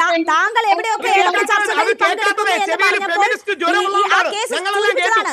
കുറ്റവാളി അല്ല എന്ന് എവിടെയും വിധി വന്നതൊന്നും ഇല്ലല്ലോ. രാഹുൽ അടങ്ങും. അവർ പറഞ്ഞു തീർക്കട്ടെ. പറയൂ ദിവ്യ.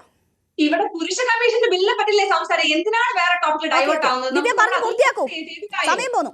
രാഹുൽ ഈശ്വർ പറഞ്ഞു ഞാൻ ഗ്രീഷ്മയുടെ പക്ഷാണ്. ഞാൻ ഒരു ചാനൽ ചർച്ചയിലും പോയിട്ട് ഞാൻ ഗ്രീഷ്മയ്ക്ക് വേണ്ടി വാദിച്ചിട്ടില്ല. ഗ്രീഷ്മ കുറ്റം ചെയ്തിട്ടില്ല എന്ന് പറഞ്ഞിട്ടില്ല. ഗ്രീഷ്മ നിരപരാധിയാണ് ഞാൻ എവിടെയും പറഞ്ഞിട്ടില്ല.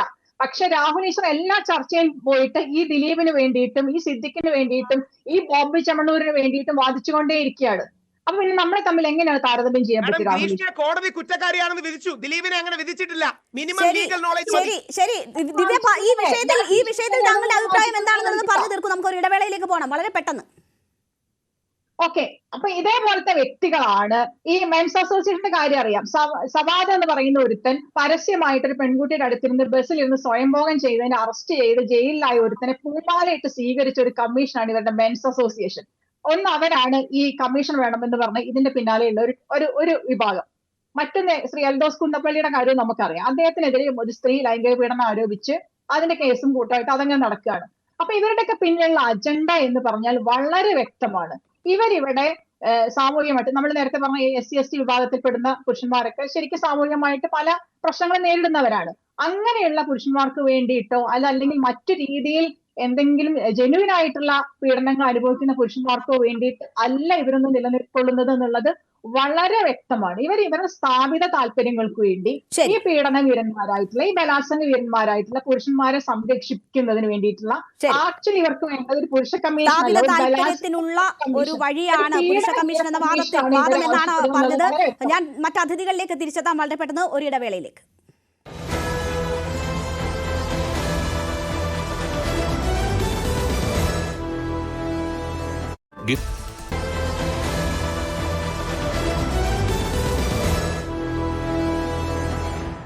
വീണ്ടും ചർച്ചയിലേക്ക്. ഡോക്ടർ നിഷ നജുമുദ്ദീൻ കൂടി നമുക്കൊപ്പം ചേരുകയാണ്. നിഷ, നമ്മൾ സ്ത്രീ സമത്വത്തെക്കുറിച്ചൊക്കെ ചർച്ച ചെയ്യുമ്പോൾ ഇപ്പോൾ അങ്ങനെ പ്രശ്നങ്ങളുണ്ടോ എന്ന് ചോദിക്കുന്ന സ്ത്രീകളെ നമുക്ക് കാണാം. അല്ലെങ്കിൽ ഈ സ്വാതന്ത്ര്യം, സമത്വം എന്നൊക്കെ പറയുന്ന ആരെങ്കിലുമൊക്കെ അനുവദിച്ച് കിട്ടേണ്ടതാണ് എന്ന് കരുതുന്ന സ്ത്രീകൾ ഒക്കെ നമുക്കിടയിൽ ഇപ്പോഴും ഉണ്ട്. പലപ്പോഴും നമുക്ക് ഏറ്റവും വേണ്ടപ്പെട്ടവർക്കിടയിലും പൊതു സദസ്സുകളിലും ഒക്കെ നമുക്ക് കാണാൻ കഴിയും. നിഷയ്ക്ക് പുരുഷ കമ്മീഷൻ എന്ന ഇവരുടെ വാദത്തിൽ ഒരു വ്യത്യസ്ത കാഴ്ചപ്പാടാണ് ഉള്ളതെന്നാണ് ഞാൻ മനസ്സിലാക്കുന്നത്. എന്താണ്, വിശദീകരിക്കാമോ? സ്ത്രീ പുരുഷൻ ഒരു 2 ജെൻഡേഴ്സ് ആണ്. നമ്മുടെ നാട് നോക്കിയാൽ ഇന്ത്യ ഒട്ടാകെ എടുത്ത് നോക്കിക്കഴിഞ്ഞാൽ ഒരു പാട്രിയാർക്കൽ സിസ്റ്റം സൊസൈറ്റി അതായിരുന്നു നമ്മൾ വന്നുകൊണ്ടിരുന്ന ഒരു കാര്യം അല്ലേ? അപ്പോ കുറച്ചുകൂടി ഗേൾസ് അല്ലെങ്കിൽ ഫീമെയിൽസ് അല്ലെങ്കിൽ വുമൻ അല്ലെങ്കിൽ സ്ത്രീകൾക്ക് വന്ന് ഒരു സ്വാതന്ത്ര്യം കൊടുക്കുകയും അവരെ പ്രൊട്ടക്ട് ചെയ്യുകയും ഒക്കെ നമ്മൾ ചെയ്യണം. അതുകൊണ്ടാണ് ഇപ്പൊ കുറച്ചു മുമ്പ് ശ്രീദിനു സർ പറയുന്നത് പോലെ തന്നെ വൾണറബിൾ സെക്ഷൻസ് ഓഫ് കമ്മ്യൂണിറ്റി എന്ന് പറയുമ്പോൾ SC/ST അത് മാത്രമല്ല women and children also is there. അവിടെ മെൻസിനെ പറ്റി അല്ലെങ്കിൽ പുരുഷന്മാരെ പറ്റി പറയുന്നില്ല. പക്ഷെ അത് വന്നിട്ട് ദാറ്റ് ഇസ് ബിക്കോസ് നമ്മുടെ നാട്ടിലെയും നമ്മുടെ രാജ്യത്തിന്റെ ഒരു സിറ്റുവേഷൻ അനാലിസിസ് നോക്കുമ്പോൾ സ്ത്രീകൾ ഒത്തിരി ബാക്ക്വേർഡ് ആയിരുന്നു. അവരെ മുന്നേറ്റത്തിൽ കൊണ്ടുവരുന്നത് വളരെ അത്യാവശ്യമായ ഒരു കാര്യം കൊണ്ട് ആയതുകൊണ്ട് മാത്രമാണ് എംപവർമെന്റ് ആകട്ടെ, സമൂഹത്തിലെ സപ്പോർട്ട് ആകട്ടെ എല്ലാം തന്നെ വന്നത്. പക്ഷെ നമ്മളിപ്പോൾ 21st സെഞ്ചുറിയിലാണ് ജീവിക്കുന്നത്. അപ്പോ ഒരു പുരോഗമനം എന്ന് പറഞ്ഞ വളരെ അത്യാവശ്യമായ കാര്യം. ഇവിടെ എല്ലാവരും പറയുന്ന പോലെ ഒരു പുരുഷ കമ്മീഷൻ വന്നു കഴിഞ്ഞാൽ പീഡനം ചെയ്യുന്ന ആളെ സപ്പോർട്ട് ചെയ്യുന്നു, അല്ലെങ്കിൽ കൊല ചെയ്യുന്നവരെ സപ്പോർട്ട് ചെയ്യുന്നു, അതൊന്നും അല്ല.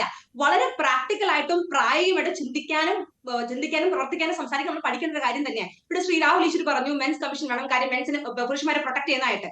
എനിക്ക് രാഹുലിനോട് എതിർപ്പൊന്നുമില്ല. അതേപോലെ ദിനു അദ്ദേഹത്തിന് വാദങ്ങൾ പറഞ്ഞു. ഇവിടെ ദിവ്യ മാഡം ആകട്ടെ അവരുടെ വാദങ്ങൾ പറഞ്ഞു. അതൊന്നും ഞാൻ എതിർക്കുന്നില്ല. പക്ഷേ വളരെ പ്രാക്ടിക്കലായ കാര്യങ്ങളും വളരെ ശരിയായി തോന്നുന്ന കാര്യങ്ങളും പറയാതിരിക്കുന്നത് ശരിയല്ലല്ലോ. ഇവിടെ പുരുഷ കമ്മീഷൻ എന്ന് പറഞ്ഞു കഴിഞ്ഞാൽ ഒരിക്കലും പുരുഷ കമ്മീഷൻ പുരുഷന്മാരെ എന്ത് തോന്നിവാസം കാണിച്ചാലും അത് സപ്പോർട്ട് ചെയ്യണമെന്നല്ല പറഞ്ഞിരിക്കുന്നത്. ഇവിടെ സ്ത്രീകൾക്ക് വന്ന് പോലീസിനടുത്ത് പോകാം, കോടതിയിൽ പോകാം, മനുഷ്യാവകാശ കമ്മീഷനിൽ പോകാം, കുട്ടികൾക്ക് ബാലാവകാശ കമ്മീഷൻ എല്ലാം തന്നെയുണ്ട്. അപ്പോൾ ഈ പുരുഷന് വന്നിട്ട് എന്തെങ്കിലും ഒരു അപകടം അല്ലെങ്കിൽ എന്തെങ്കിലും ഒരു വ്യാജ പരാതിയോ മറ്റെന്തെങ്കിലും സംഭവിച്ചു കഴിഞ്ഞാൽ പോകാൻ ഒരു സ്ഥലമില്ല. ഞാൻ കംപ്ലീറ്റ് ചെയ്യട്ടെ. പുരുഷ കമ്മീഷനോട് എന്താ ഉദ്ദേശിക്കുന്നത് വെച്ച് കഴിഞ്ഞാൽ ഒരിക്കലും പുരുഷൻ എന്ത് തോന്നിവാസം ചെയ്യാൻ പറഞ്ഞിട്ടല്ല. ജെൻഡർ ഇക്വാലിറ്റി എന്ന് പറഞ്ഞു കഴിഞ്ഞാൽ 2 ജെൻഡേഴ്സിനെയും ഒരേപോലെ കാണുക എന്നാണ് നമ്മൾ പഠിച്ചിരിക്കുന്നത്. നമ്മുടെ ചെറിയ പെൺകുട്ടികൾ, ചെറിയ ആൺകുട്ടികൾ അല്ലെ, ഒരു അമ്മയ്ക്ക് 2 മക്കളുണ്ട്. ഒരു പെൺകുട്ടി പെൺകുട്ടിയുണ്ട്, ആൺകുട്ടിയുണ്ട്. രണ്ട് കണ്ണിൽ കൃഷ്ണമണി പോലെയാണ് ആ അമ്മയ്ക്ക് രണ്ട് മക്കളും, അത് പെണ്ണാകട്ടെ ആണാകട്ടെ. നമ്മുടെ വീട്ടകങ്ങളിൽ അങ്ങനെ ആയിരുന്നോ? നമ്മുടെ വീട്ടകങ്ങളിൽ അങ്ങനെ ആയിരുന്നോ? ഇപ്പോഴും എല്ലായിടത്തും അങ്ങനെ ഒരു സമത്വം പെൺകുട്ടിക്കും ആൺകുട്ടിക്കും കിട്ടുന്നു എന്ന് നിഷയ്ക്ക് ഉറപ്പുണ്ടോ? കംപ്ലീറ്റ് ചെയ്യട്ടെ. നമ്മുടെ വീട്ടിൽ ആൺകുട്ടിയും പെൺകുട്ടിയും ഒരേപോലെ കാണുന്ന രണ്ട് മക്കളും രണ്ട് കണ്ണിലെ കൃഷ്ണമണി പോലെയാണ് അമ്മ കാണുന്നത്. അപ്പൊ തന്നെ മകളെ മാത്രം പ്രൊട്ടക്ട് ചെയ്യാൻ തന്നെ മകൻ എന്ത് സംഭവിച്ചാലും പെൺകുട്ടികൾ ജനിക്കുമ്പോ കൊന്നുകളയുന്ന സംഭവങ്ങൾ നമ്മുടെ അയൽ സംസ്ഥാനങ്ങളിൽ ഉണ്ടായിട്ടുണ്ട്. അത് വളരെ മുൻപൊന്നും അല്ല. ആരും പറഞ്ഞില്ല. ഈ പറഞ്ഞ ഞാൻ ഈ സ്ത്രീകൾക്കെതിരെ എന്തൊക്കെ നടന്നു, അതുപോലെ തന്നെ പുരുഷന്മാർക്കെതിരെ എന്തൊക്കെ നടന്നുകൊണ്ടായിരിക്കുന്നത്. ഇപ്പോ ഗ്രീഷ്മയുടെ കാര്യം എടുത്തു നോക്കാം, ഒന്നും വേണ്ട, നമ്മുടെ അഭയ സിസ്റ്ററിന്റെ കാര്യം എടുത്തു നോക്കാം. അവരൊരു സ്ത്രീയാണ്, പക്ഷെ അവരാരാ പോലെ ചെയ്തത്? അവിടെ പുരുഷൻ മാത്രമല്ലല്ലോ, സ്ത്രീയും കൂടെ ചേർന്നിട്ടല്ലേ കൊള്ളരാതെ കാണിച്ചത്. അപ്പോൾ ഇവിടെ നമ്മൾ മനസ്സിലാക്കുന്നത് പ്രാക്ടിക്കലായിട്ട് രണ്ട് ജെൻഡേഴ്സിനെയും ഒരുപോലെ കാണാൻ ശ്രമിക്കണം. ഒരു ജെൻഡറിനെ മാത്രം സപ്പോർട്ട് ചെയ്യുകയും അടുത്ത ജെൻഡറിനെ അല്ല, അവര് സ്ത്രീയാണ്, സ്ത്രീകൾ കുറ്റവാളികളാകുന്ന കേസുകളിൽ ശിക്ഷ വിധിക്കാതിരിക്കുന്നുണ്ടോ? അല്ലെങ്കിൽ അവർ ശിക്ഷയിൽ നിന്ന് നമ്മുടെ നിയമ സംവിധാനത്തിൽ നിന്ന് ഒഴിവായി പോകുന്നുണ്ടോ? ഇല്ലല്ലോ. ഇന്നത്തെ ചർച്ച ഞാനുണ്ടായിരുന്നു. ഞാനും അദ്ദേഹം തമ്മിലായിരുന്നു വാദം. അത് നിങ്ങൾ ഈ ചാനൽ, അതേ ഈ ന്യൂസ് 8 ചാനലായിരുന്നു. അതെന്താ പറഞ്ഞ, അതൊരു സ്ത്രീ, അതൊരു പെൺകുട്ടിയല്ലേ? ഞാൻ ചോദിക്കട്ടായോ, പെൺകുട്ടി തോന്നിവാസം കാണിച്ചാലും പ്രോഗ്രാമിൽ കാണിച്ചാലും തെറ്റും കുറ്റവും ക്രൈം ആവുന്നില്ല. അത് പെൺകുട്ടിയാണ് എന്ന് പറഞ്ഞ് ശിക്ഷയിൽ ഒരു ഇളവും ലഭിച്ചില്ല. മാത്രവുമല്ല, നമുക്കറിയാം നമ്മുടെ നാട്ടിൽ എത്ര പ്രണയ കൊലപാതകങ്ങൾ, പ്രണയമെന്ന് സാധാരണ ഉപയോഗിക്കുന്ന വാക്കായിട്ട് ഉപയോഗിക്കുക, പ്രണയ കൊലപാതകങ്ങൾ നടന്നിട്ടുണ്ട് എന്ന്. ആ കേസുകളിലൊന്നും ഇങ്ങനെ വധശിക്ഷ വിധിച്ചു കണ്ടിട്ടില്ല. അപ്പോൾ ആ കേസിൽ ഒരു സ്ത്രീയായതുകൊണ്ട് കൂടുതൽ വലിയ ശിക്ഷ ലഭിച്ചു എന്നതായിരുന്നു അവിടെ ചൂണ്ടിക്കാണിക്കപ്പെട്ട കാര്യം. ശരി, ഞാനൊന്ന് ചോദിക്കട്ടെ, 2021-22 റിപ്പോർട്ട് ഇറങ്ങിയായിരുന്നു സുപ്രീം കോടതിയിലേക്ക്. ഇതുപോലെ നാഷണൽ മെൻസ് കമ്മീഷൻ വേണമെന്ന് പറഞ്ഞ ഒരു പ്രപ്പോസൽ കൊണ്ടുവന്നപ്പോൾ ഒരു റിപ്പോർട്ട് ഇറങ്ങിയായിരുന്നു. ആ റിപ്പോർട്ട് എന്താ പറഞ്ഞു വെച്ച് കഴിഞ്ഞാൽ, പ്രത്യേകിച്ച് കല്യാണം കഴിഞ്ഞ കപ്പിൾസില് 1,60,000-ൽ മേലെ സൂയിസൈഡുകൾ ഉണ്ടായിരുന്നു. ഡൊമസ്റ്റിക് അല്ലെങ്കിൽ പുരുഷന്മാർക്ക് കമ്മീഷൻ വേണമെന്നാണ് താങ്കളുടെ അഭിപ്രായം. അപ്പൊ അതെന്തുകൊണ്ടാണ്? അപ്പൊ അവരുടെയൊക്കെ പരാതികൾ, അവരുടെയൊക്കെ ആ ഒരു സങ്കടം എവിടെ അഡ്രസ് ചെയ്യും? ഒന്നുമില്ല. റീസെന്റ് അതുൽ സുഭാഷിന്റെ കാര്യം, ഒരു ഐ ടി എംപ്ലോയി അതുൽ സുഭാഷിന്റെ കാര്യം, അദ്ദേഹത്തിന്റെ ഭാര്യ എന്താ അദ്ദേഹത്തിനോട് ചെയ്തത്? അപ്പോ അങ്ങനെയുള്ള ആൾക്ക് നീതി കിട്ടണ്ടായോ? അപ്പൊ നമ്മളിവിടെ ആണും പെണ്ണും അല്ല, ഇവിടെ 1040 സ്ത്രീകളുള്ള ഇടമാണ്. ആ അനുപാതത്തിൽ സ്ത്രീകളിൽ കുറ്റവാളികൾ ഉണ്ടാകുന്നുണ്ടോ എന്ന് എനിക്ക് തോന്നുന്നില്ല. പക്ഷേ എവിടെയെങ്കിലും കുറ്റവാളികൾ ഉണ്ടെങ്കിൽ അത് വലിയ രീതിയിൽ ആഘോഷിക്കപ്പെടുന്നുണ്ട് എന്ന കാര്യത്തിൽ സംശയമില്ല. ഞാൻ എന്തായാലും താങ്കളിലേക്ക് തിരിച്ചെത്താം. ശ്രീമതി മാളവിക ബിനീത്, അല്പം വൈകിയാണ് താങ്കളിലേക്ക് എത്തുന്നത്. താങ്കൾക്ക് നേരത്തെ പോകണമെന്ന് അറിയിച്ചിരുന്നതുമാണ്. പക്ഷേ നോക്കൂ, നമ്മുടെ സ്ത്രീകളിൽ പോലും പുരുഷ കമ്മീഷൻ വരട്ടെ, അവർക്ക് കുറച്ച് സമത്വമായിക്കോട്ടെ എന്ന് കരുതുന്ന സ്ത്രീകളുണ്ട്. ഇപ്പോഴും വീട്ടകങ്ങളിൽ പോലും സമത്വം എന്നത് ഉറപ്പാക്കാൻ നമുക്ക് കഴിഞ്ഞിട്ടില്ലെങ്കിലും ഇങ്ങനെ ചിന്തിക്കുന്ന സ്ത്രീകളുമുണ്ട്. സമത്വം എന്ന് പറയുന്നത് ശരി, താങ്കൾ പറഞ്ഞത് മനസ്സിലായി. ഇനി മാളവികയുടെ സമയം. ഒന്ന് പറഞ്ഞോട്ടെ. ഒന്ന്, ഇവിടെ സമത്വം എന്നുള്ളൊരു ആശയം ഇവിടെ ഈ പാനലിസ്റ്റ്, എൻ്റെ ബഹുമാന്യ പാനലിസ്റ്റുകളായിട്ടുള്ള ഡോക്ടർ നിഷയ്ക്കും രാഹുൽ ഈശ്വറിനും മനസ്സിലാകാത്തതിൻ്റെ ഒരു സങ്കടം ഞാൻ ആദ്യം തന്നെ പറഞ്ഞോട്ടെ. അതിനോടൊപ്പം ഞാൻ ചേർത്ത് പറഞ്ഞോട്ടെ, എന്നെയും ഞാൻ വിശ്വസിക്കുന്ന ദിനുവേലിനെ എല്ലാം ഫെമിനിസ്റ്റ് എന്ന് തന്നെ വിളിക്കണം. ഞങ്ങൾ എല്ലാ ജെൻഡറുകളുടെയും തുല്യതയിൽ വിശ്വസിക്കുന്ന മനുഷ്യരായതുകൊണ്ട് തന്നെ ഇവിടെ വീണ്ടും രണ്ട് ജെൻഡർ എന്നെടുത്ത് പറയുകയുണ്ടായി. രണ്ട് ജെൻഡർ മാത്രമല്ല, ഇവിടെ ട്രാൻസ്ജെൻഡർ പ്രൊട്ടക്ഷൻ ആക്ട് നിലനിൽക്കുന്ന കേരളത്തിൽ നിന്നാണ് നമ്മൾ സംസാരിക്കുന്നത്, നമ്മൾ ഓർക്കണം. അതുകൊണ്ട് തന്നെ പ്രൊട്ടക്ഷൻ ആക്ടിൽ അത് ലോ ആയി മാറിക്കഴിഞ്ഞിട്ടുള്ളൂ. അതുകൊണ്ട് തന്നെ എല്ലാ ജെൻഡറുകളുടെയും ഇക്വാലിറ്റിയിൽ അടിസ്ഥിതമായാണ് നമ്മൾ മുന്നോട്ട് പോകേണ്ടത്. പക്ഷെ തുല്യത എന്ന് പറഞ്ഞാൽ എല്ലാവർക്കും ഒരുപോലെ വിഭവങ്ങൾ, അല്ലെങ്കിൽ എല്ലാവർക്കും ഒരുപോലെ, അതായത് ഒരു സ്ഥലത്ത് 3 എണ്ണം ഉണ്ടെങ്കിൽ മറ്റേ സ്ഥലത്ത് 3 എണ്ണം ഉണ്ടെന്നുള്ളത് ഇക്വാലിറ്റിയുടെ തത്വമല്ല എന്ന് നമ്മൾ വർഷങ്ങളായിട്ട് ഇത് പറഞ്ഞുകൊണ്ടിരിക്കുകയാണ്. കാരണം നമ്മളൊരു ഓപ്പൺ സ്ലേറ്റ് അല്ലെങ്കിൽ ക്ലീൻ സ്ലേറ്റിലല്ല തുടങ്ങുന്നത്. ചരിത്രപരമായിട്ട് അടിച്ചമർത്തലുകൾ ഉള്ള കമ്മ്യൂണിറ്റീസ് ഇവിടെ നിലനിൽക്കുന്നുണ്ട്. നമുക്കിവിടെ ദളിത് ജനസമൂഹങ്ങൾ നിലനിൽക്കുന്നുണ്ട്, മൈനോറിറ്റി ജനസമൂഹങ്ങൾ നിലനിൽക്കുന്നുണ്ട്, സ്ത്രീ വിഭാഗങ്ങൾ നിലനിൽക്കുന്നുണ്ട്. ഇതൊക്കെ സ്റ്റാറ്റിസ്റ്റിക്കലി ആൻഡ് അക്കാഡമിക്കലി പ്രൂവൻ റെക്കോർഡുകളുണ്ട്. അതായത് ഇന്ത്യയിൽ മുഴുവൻ നമ്മൾ എടുത്തു നോക്കുകയാണെങ്കിൽ കേവലം 31% സ്ത്രീകൾക്കാണ് ഭൂ ഉടമസ്ഥതയുള്ള. അതിൽ തന്നെ ഒറ്റയ്ക്ക് ഭൂ ഉടമസ്ഥത ഉള്ള സ്ത്രീകളെ നോക്കിയാൽ വെറും 11%. പൊളിറ്റിക്കൽ റെപ്രസെൻറ്റേഷൻ, നമ്മൾ സ്ത്രീകളുടെ ലെജിസ്ലേറ്റീവ് അസംബ്ലി, നിയമസഭകളിലാണെങ്കിലും പാർലമെന്റിലാണെങ്കിലും റെപ്രസെൻറ്റേഷൻ എടുത്തു നോക്കുകയാണെങ്കിൽ ഇന്ന് വരെ 15% മുകളിൽ പോയിട്ടില്ല. എന്തിന്? ജുഡീഷ്യറി നിങ്ങൾ എടുത്തു നോക്കൂ, 9% തൊട്ട് 12% വരെയാണ് ഇന്നും നമ്മുടെ ജുഡീഷ്യറിയിലും നമ്മുടെ നിയമവ്യവസ്ഥകളിലെല്ലാം സ്ത്രീ ഉള്ളത്. ഇത് പഠനങ്ങളുടെ ബേസിസിലും ചരിത്രപരമായിട്ട് ഒപ്രസ്ഡ് ആയിട്ടുള്ള, ചരിത്രപരമായിട്ട് മർദ്ദിതമായിട്ടുള്ള വിഭാഗങ്ങൾക്ക് വേണ്ടിയാണ് കമ്മീഷനുകൾ സെറ്റ് ചെയ്യുന്നത്. കാരണം എന്തിനാണ്? എല്ലാ ജനവിഭാഗങ്ങളും ഒരുപോലെ മുന്നേറിയാൽ മാത്രമേ നാഷണൽ പ്രോഗ്രസ് ഉണ്ടാകുകയുള്ളൂ, ഇന്ത്യ മുന്നോട്ട് പോവുകയുള്ളൂ. ഇതെല്ലാം എന്താ നമ്മൾ ടാക്സ് കൊടുക്കുന്ന മനുഷ്യരുടെ കയ്യിൽ നിന്നാണ് ഈ കമ്മീഷനുകൾ ഉണ്ടാകുന്നത് നമ്മൾ ഓർക്കണം. ഇവർ പറഞ്ഞ നേരത്തെ ഇവിടെ രാഹുൽ ഈശ്വർ പറഞ്ഞ ഓരോ ക്ലോസ് ഇവർ മുമ്പോട്ട് വെക്കുന്ന ഡിമാൻഡുകളുടെ കാര്യം തന്നെ ഞാൻ ശ്രദ്ധയോടെ കേൾക്കുകയായിരുന്നു. ഇതുവരെ ആൾനൊഴിയിൽ വീണു പോകുന്ന മനുഷ്യരെ നമ്മൾ നോക്കുകയാണെങ്കിൽ, മാൻഹോൾ ഡെത്ത്സിൽ, സ്യൂവർ ഡെത്ത്സിൽ വീണു പോകുന്ന മനുഷ്യരെ നമ്മൾ നോക്കുകയാണെങ്കിൽ ഏറ്റവും അധികം കാണുന്നത് ദളിത് ഞങ്ങളുടെ സഹോദരന്മാരെയാണ്. അവരുടെ പ്രോബ്ലങ്ങളൊന്നും ഇവർ അഡ്രസ്സ് ചെയ്യുകയില്ല. ഏറ്റവും കൂടുതൽ ഇവിടെ റേപ്പ് ചെയ്യപ്പെടുന്ന ആണുങ്ങളുടെ എണ്ണം നമ്മൾ എടുത്ത് നോക്കുകയാണെങ്കിൽ അതിൽ മിക്കവാറും നമ്മൾ കാണുന്നത് കസ്റ്റഡി റേപ്സ് ആയിട്ടുള്ളതും അതുപോലെ കോൺഫ്ലിക്ട് റിഡൻ സ്പേസസിലുള്ള പുരുഷ റേപ്പുകൾ നടക്കുന്നുണ്ട്. അതായത് പുരുഷന്മാർ മറ്റു പുരുഷന്മാരെ റേപ്പ് ചെയ്തത്, അതിനെക്കുറിച്ച് ഇവർ പറയില്ല. കാരണം എന്താ? ഇവരുടെ ലെൻസ് മുഴുവനും ഇവർ തിരിച്ച് വെച്ചിരിക്കുന്നത് അലജ്ഡ് പീഡകന്മാരെ സംരക്ഷിക്കാൻ വേണ്ടിയാണ്. അത് മാത്രമാണ് ഇവരുടെ പൂർണ്ണമായിട്ടുള്ള അജണ്ട. അതിനുവേണ്ടി ഇവരൊരു പുരുഷ കമ്മീഷൻ രൂപീകരിക്കേണ്ട ആവശ്യമില്ല എന്ന് നേരത്തെ ഇവിടെ ശ്രീ ദിനുവയിൽ പ്രൂവ് ചെയ്ത് കഴിഞ്ഞു. മറ്റ് നിയമ പരിരക്ഷകളുണ്ട്. ഞാൻ 5 വർഷം മുമ്പേയും 3 വർഷം മുമ്പേയും ഈ വർഷവും ഒരു പോലീസ് സ്റ്റേഷനിൽ പോയിട്ട് കേസ് കൊടുത്തിട്ടുള്ള സ്ത്രീയാണ്.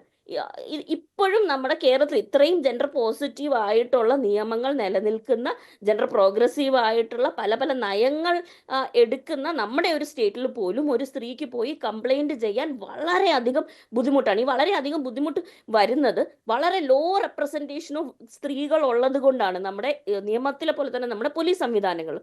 അതുപോലെ തന്നെ ഒരു സ്ത്രീക്ക് ഒരു കേസ് കൊണ്ട് കൊടുക്കുകയാണെങ്കിൽ ആ കേസ് ആക്സെപ്റ്റ് ചെയ്ത് ഒരു FIR ഇടിയിപ്പിക്കണമെങ്കിൽ എത്രയധികം സ്ട്രഗിൾ ചെയ്യണം. ഇത് വളരെ ഈസി ആയിട്ട് പറയുന്നുള്ളൂ. പുരുഷന് പോയി കേസ്, പുരുഷൻ എന്താ പോലീസ് സ്റ്റേഷനിൽ പോയാൽ കേസ് എടുക്കില്ലേ?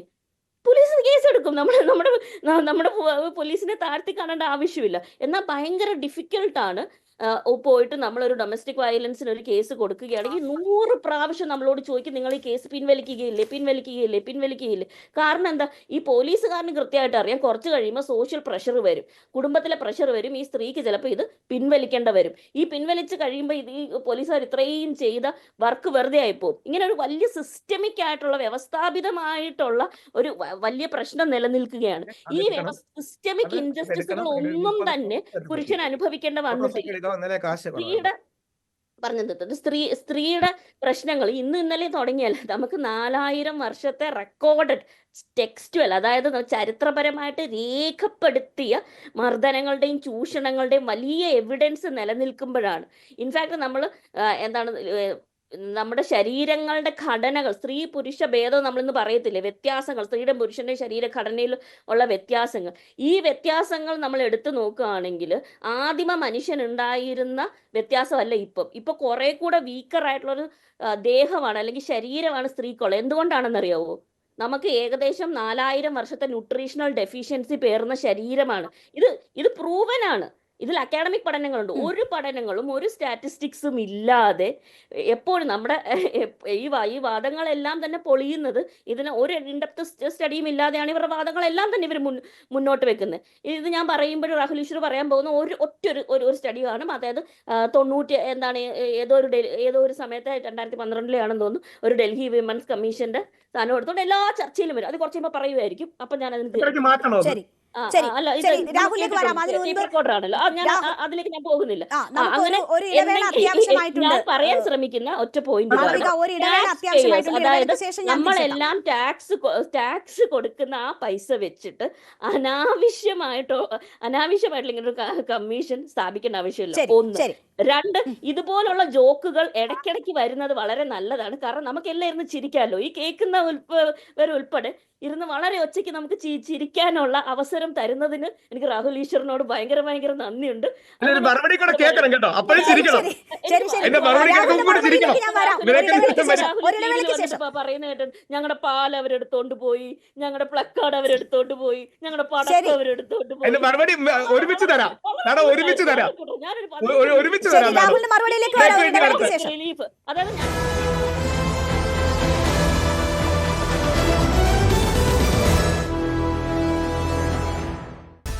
ആലുവയിൽ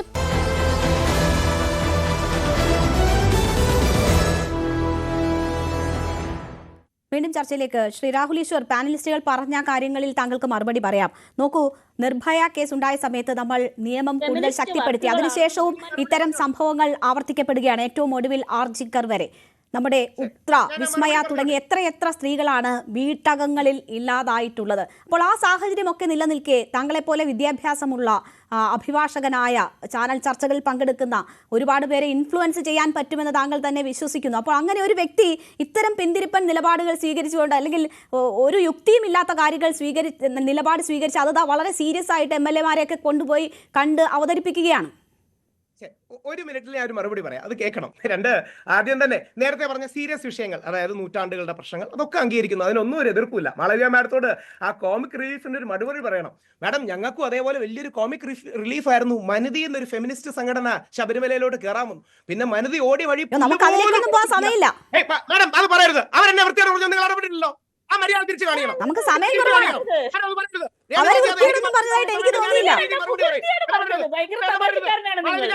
അങ്ങനെ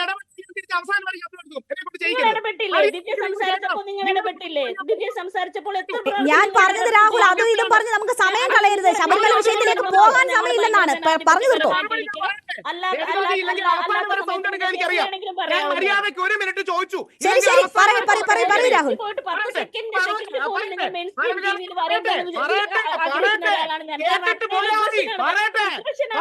കേട്ടിട്ട് പോയാൽ മതി. നിങ്ങൾ 50 ലക്ഷം രൂപ ഉണ്ടാക്കിയ ഒരു മതിലുണ്ടാക്കിയല്ലോ, ഞങ്ങൾ 5 പേര് തലയെക്കെട്ട് ഇറങ്ങിയപ്പോൾ താഴെ വീണു. ആ കോമിക് റിലീഫ് ഞങ്ങൾ ഒരുപാട് ആസ്വദിച്ചതാ. നിങ്ങളടക്കമുള്ള ഒരുപാട് ഈ ശബരിമല മര്യാദക്ക് കേൾക്കൂ, മര്യാദ കാണിക്കൂ, മിനിമം മര്യാദ കാണിക്കൂ. ഇനി ഒരു കാര്യം കൂടി മാഡം മറുപടി കേൾക്കൂ. ഇല്ലെങ്കിൽ തിരിച്ച് എനിക്ക് ബഹളമൊക്കെ അറിയില്ലേ മാഡം? മാഡത്തിന് തോന്നുന്നുണ്ടോ? മാളവിക മാഡത്തിന് അഭിപ്രായമുണ്ടോ രാഹുലിന് സൗണ്ട് എടുക്കാൻ പറ്റില്ല എന്ന്?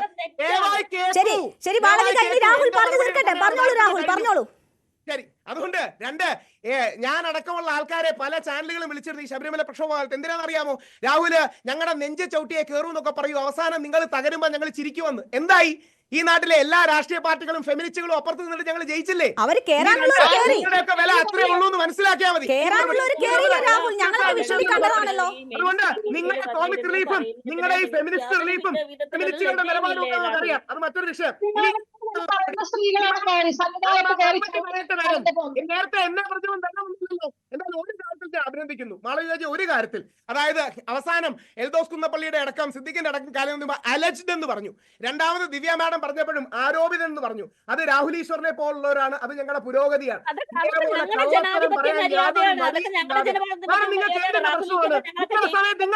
സംസാരിക്കില്ലേ? നിങ്ങൾക്ക് അവസാനമില്ലേ? ബാക്കിയുള്ളവർക്ക്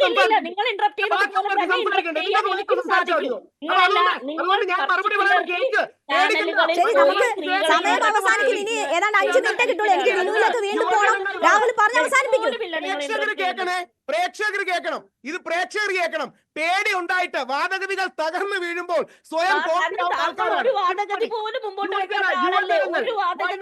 വിഭാഗമായിട്ടാണോ? കണ്ടോ, കിടന്ന് ബഹളമൊക്കെ നോക്കൂ. ഇത് തന്നെയാണ് ഈ നാട്ടിലെ പ്രശ്നം. എന്തുകൊണ്ടാണ് യുവജന കമ്മീഷൻ വൾണറബിൾ? യുവജനങ്ങൾ വൾണറബിൾ ആയിട്ടല്ലോ, യുവജനങ്ങളുടെ സ്പെഷ്യൽ ആൻഡ് യുണീക് നീഡ്സ് തിരിച്ചറിഞ്ഞുകൊണ്ടാണ്. വ്യാജ പരാതികൾ വളരെയധികം വളർന്നു വരുന്നു എന്ന് പറയുന്നു. ഇവിടെ ചില ആൾക്കാർ പറയുന്നു എല്ലാ ചാനലിലും ഒരേ കണക്കാണ് കോട്ട് ചെയ്യുന്നത്, പിന്നെ ഓരോ ചാനലിലും ഓരോ കണക്ക് കോട്ട് ചെയ്യണോ? ഓരോ കോട്ട് ചെയ്യണോ? രാഹുലിനെതിരായ കേസ് തന്നെ നോക്കൂ. രാഹുലിനെതിരായ കേസിൽ എന്താ പറഞ്ഞത്? ഇപ്പോ കേസെടുക്കാൻ പറ്റത്തില്ല, വേറെ കോടതി വഴി നീങ്ങണം എന്നൊരു കാര്യമല്ലേ ചൂണ്ടിക്കാണിച്ചത്? താങ്കൾക്ക് നിയമത്തിന് മുന്നിൽ താങ്കൾക്ക് അപ്പോൾ ഏതെങ്കിലും തരത്തിൽ കുറ്റം പറയാൻ പറ്റുമോ? ഹണി റോസ് ഒരു പരാതി കൊടുത്തു എന്ന് പറഞ്ഞ് താങ്കളെ പിടിച്ചകത്തിടുകയാണോ ചെയ്തത്? നോക്കൂ, എനിക്കെതിരെയുള്ള കേസുമായി മുമ്പോട്ട് പോകട്ടെ, എനിക്ക് ഒരു വിരോധവുമില്ല. പക്ഷേ ഇവിടെ അപ്പോ എന്താ നിയമത്തിൽ പുരുഷനെ ഏതെങ്കിലും തരത്തിൽ ദോഷം ചെയ്യുന്നതാണോ താങ്കളുടെ കേസിൽ ഉണ്ടായത്? ശരി, ഇനി യുവജനങ്ങൾ വൾണറബിൾ ആയതുകൊണ്ടല്ലോ യുവജന കമ്മീഷൻ കൊണ്ടുവരുന്നത്. അത് കൊണ്ടുവരുന്നത് യുവജനങ്ങളുടെ സ്പെഷ്യൽ നീഡ്സിന് വേണ്ടിയിട്ടാണ്. മുമ്പ് ഞങ്ങൾ മുന്നോക്കക്കാരിലെ പിന്നോക്കക്കാർക്ക് സാമ്പത്തിക സംവരണം കൊണ്ടുവന്നപ്പം ഈ രാജ്യം മുഴുവനുള്ള ലെഫ്റ്റ് ലിബറലുകൾ ഇതുപോലെ തന്നെ പറഞ്ഞു. അവസാനം എന്തായി? എല്ലാ പാർട്ടിക്കാരും ഒന്നിച്ചു നിന്ന് ഞങ്ങൾക്ക് നേടാൻ കഴിഞ്ഞു. അന്ന് പറഞ്ഞു ഭരണഘടനയെ തൊടുകയാണ്, ഭരണഘടന ഇത് വിഭാവനം ചെയ്തിട്ടില്ല എന്നൊക്കെ. ഇതൊക്കെ ഓരോ നമ്പറുകൾ മാത്രമാണ്. മുന്നോക്ക സംവരണം സുപ്രീം കോടതി അവസാനം ശരിവെച്ചില്ലേ?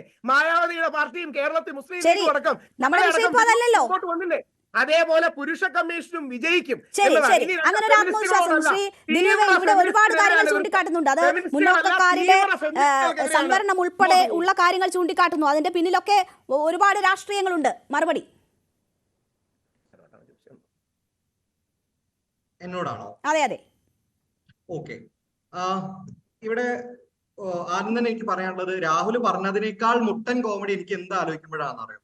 ചാന്നാർ സമരം ആലോചിക്കുമ്പോൾ, കല്ലമാല സമരം ആലോചിക്കുമ്പോൾ, പഞ്ചമിയുടെ സമരം ആലോചിക്കുമ്പോൾ, മേൽമുണ്ട് സമരം ആലോചിക്കുന്ന സമയത്തൊക്കെ ഓടിപ്പോയ മനുഷ്യന്മാര്, അവരെ പൂർവികരായിട്ടുള്ള മനുഷ്യന്മാർ, അവരൊക്കെ ആലോചിക്കുന്ന സമയത്ത് എനിക്ക് ഭയങ്കര ചിരി ഓരോ സമയത്തും. നീതിക്ക് വേണ്ടിയിട്ട് ചെയ്തിട്ടുള്ള സമരങ്ങളെ, നീതിക്ക് വേണ്ടി ചെയ്തിട്ടുള്ള സമരങ്ങളെ കുറിച്ച് ആലോചിക്കുന്ന സമയത്ത്, അനീതിക്ക് വേണ്ടിയിട്ടല്ല നീതിക്ക് വേണ്ടി, അപ്പം ചിരി വരാം. അപ്പം വളരെ കൃത്യമായിട്ട് ഇവിടെ ഉന്നയിച്ചിട്ടുള്ള ഒരു വാദം എന്ന് പറയുന്നത് യുവജന കമ്മീഷനുമായി ബന്ധപ്പെട്ടിട്ടാണ്. Youth as a category vulnerable ആണ്, എംപ്ലോയ്മെന്റിന്റെ കാര്യത്തിൽ വൾണറബിൾ ആണ്, യൂത്തിനെതിരെയുള്ള അട്രോസിറ്റീസിന്റെ കാര്യത്തിൽ വൾണറബിൾ ആണ്. വളരെ കൃത്യമായ സ്റ്റാറ്റിസ്റ്റിക്കൽ ഡാറ്റ പ്രകാരമാണ് യൂത്ത് വൾണറബിൾ ആവുന്നത്. ഒരു കമ്മീഷൻ എന്ന് പറഞ്ഞാൽ ഒരു ക്വാസി ജുഡീഷ്യൽ ബോഡിയാണ്. ഒരു ക്വാസി ജുഡീഷ്യൽ ബോഡി സിവിൽ കോടതിയുടെ അധികാരത്തോട് പ്രവർത്തിക്കുന്നത് എന്തിനു വേണ്ടിയിട്ടാണ്? രണ്ട് കാര്യങ്ങൾക്ക്. ഒന്ന്, ഇത്തരം വിഷയങ്ങൾ സ്പെഷ്യൽ ആയിട്ട് അനുഭവിക്കുന്ന പ്രശ്നങ്ങൾ, യൂത്ത് എങ്ങനെയാണ് സ്പെഷ്യൽ പ്രശ്നങ്ങൾ അനുഭവിക്കുന്നത് ഞാൻ പറഞ്ഞു. സ്പെഷ്യലായി അനുഭവിക്കുന്ന പ്രശ്നങ്ങളെ പരിഹരിക്കാൻ വേണ്ടിയിട്ടാണ്.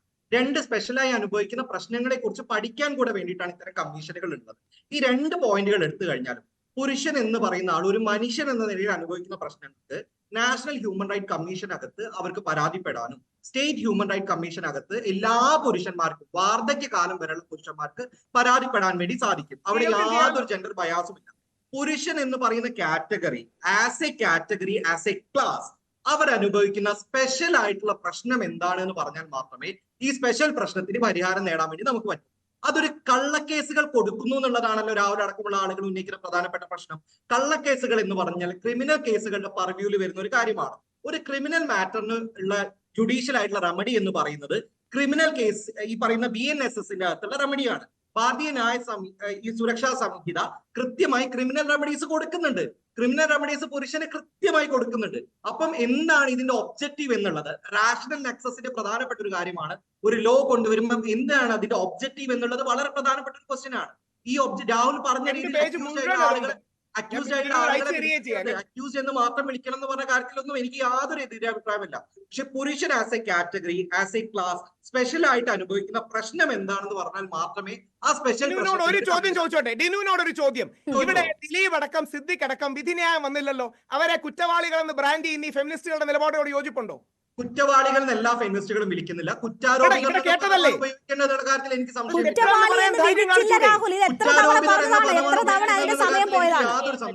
അങ്ങനെ അല്ലല്ലോ. ദിനു പറഞ്ഞതിന് മാന്യതയുണ്ട്. നേരത്തെ തന്നെയാണ് ഉപയോഗിക്കേണ്ടതെന്നുള്ള കാര്യം. ഒരു ഫെമിനിസ്റ്റും ഇത്തരം കാര്യങ്ങൾക്കകത്ത് ഒരു രീതിയിലുള്ള ന്യായീകരണത്തിന് വേണ്ടി പോയിട്ട് ഇരിക്കാറുള്ള എന്നുള്ള കാര്യം എനിക്കറിയാം. എനിക്ക് ഇതിന്റെ കൂട്ടത്തിൽ ഒരു ചെറിയ സംശയം രാഹുലിനോട് ചോദിക്കുകയാണ്. ഒരു ഔട്ട് ഓഫ് ക്യൂരിയോസിറ്റി മാത്രം ചോദിക്കുകയാണ്. രാഹുൽ എൻറോൾ ചെയ്യപ്പെട്ട ഒരു അഭിഭാഷകരാണ്. ദിനു, ഞാൻ എൻറോൾ ചെയ്യപ്പെട്ട LLB പഠിച്ച് AIB പാസ്സായ ഒരു വ്യക്തിയാണ്. എൻറോൾ ചെയ്തതാണ്. അപ്പം ഡിനു മനസ്സിലാക്കേണ്ടതേ, ഡിനുവിനെക്കാട്ടി ഒരു ഇത്തിരി പോരം നിയമപരിജ്ഞാനം എനിക്ക് കൂടുതലാണ്. ഡിനുവിനെക്കാട്ടി കുറച്ചുകൂടി മറക്കണ്ട. രണ്ട്, ഈ ഫെമിനിസ്റ്റുകൾ പറയുന്നത് പോലെ ഈ തീവ്ര ഫെമിനിസ്റ്റ് വാദം ഡിനുവിനും ചേരില്ല. വിരോധികളാണ്. നാളെ ഡിനുവിന് ഒരു പ്രശ്നം വന്നാൽ ഡിനുവിനെ തള്ളിപ്പറയും. നാളെ ഡിനുവിനെതിരെ ഒരു വ്യാജ പരാതി വന്നാൽ ഡിനുവിനെതിരെ ഒരു യാതൊരു ദാക്ഷിണ്യമുള്ള തള്ളിപ്പറയും. വിരോധമാണ് ഇവരെ നയിക്കുന്നത്. ഇവർക്ക് പുരുഷന്മാരെ ഇഷ്ടമല്ല. അവർക്ക് പുരുഷന്മാരോട് ബ്ലാങ്കറ്റ് ആയിട്ട് ഒരു കാറ്റഗറി എന്ന രീതിയിൽ വിരോധം. ഇത് തന്നെയാണ് ഇത്രയും നേരമായിട്ട് ഞാൻ പറയാൻ ശ്രമിച്ചുകൊണ്ടിരുന്നത്. ഇപ്പോഴെങ്കിലും വളരെ സന്തോഷമുണ്ട്. ഒരു പ്യുവർ ആയിട്ടുള്ള പുരുഷൻ എന്നുള്ള നിലയിൽ ഒരു പുരുഷനായ എന്നെ ഞാൻ വളരെയധികം സ്നേഹിക്കുന്നുണ്ട്. ലോകത്തുള്ള ഇത്തരത്തിലുള്ള എല്ലാ പുരുഷന്മാരെയും ഞാൻ വളരെയധികം സ്നേഹിക്കുന്നുണ്ട്. അത് സ്നേഹിക്കാൻ എന്നെ പഠിപ്പിച്ചത് എന്നെ ഇന്റർസെക്ഷണൽ ഫെമിനിസം ആണ് എന്നെ പഠിപ്പിച്ചത്. അതുകൊണ്ടാണ് ഞാൻ ഒരു പുരുഷൻ എന്നുള്ള നിലയിൽ, പ്യുവർ പുരുഷൻ എന്നുള്ള നിലയിൽ എന്നെ സ്നേഹിക്കുന്നത് എന്നുള്ളത് കുറച്ച് പറയാൻ വേണ്ടി പറ്റും. ഞങ്ങൾ ഫെമിനാസ്റ്റുകളെയാണ് എതിർക്കുന്നത്, ഫെമിനിസ്റ്റുകളെ അല്ല. ഞങ്ങൾ ഫെമിനാസ്റ്റുകളെയാണ് എതിർക്കുന്നത്, ഫെമിനിസ്റ്റുകളെ അല്ല. അവരെ ശരിക്കും പുരുഷാച്ചിനെ വിളിക്കുന്നില്ല, അത് അവരുടെ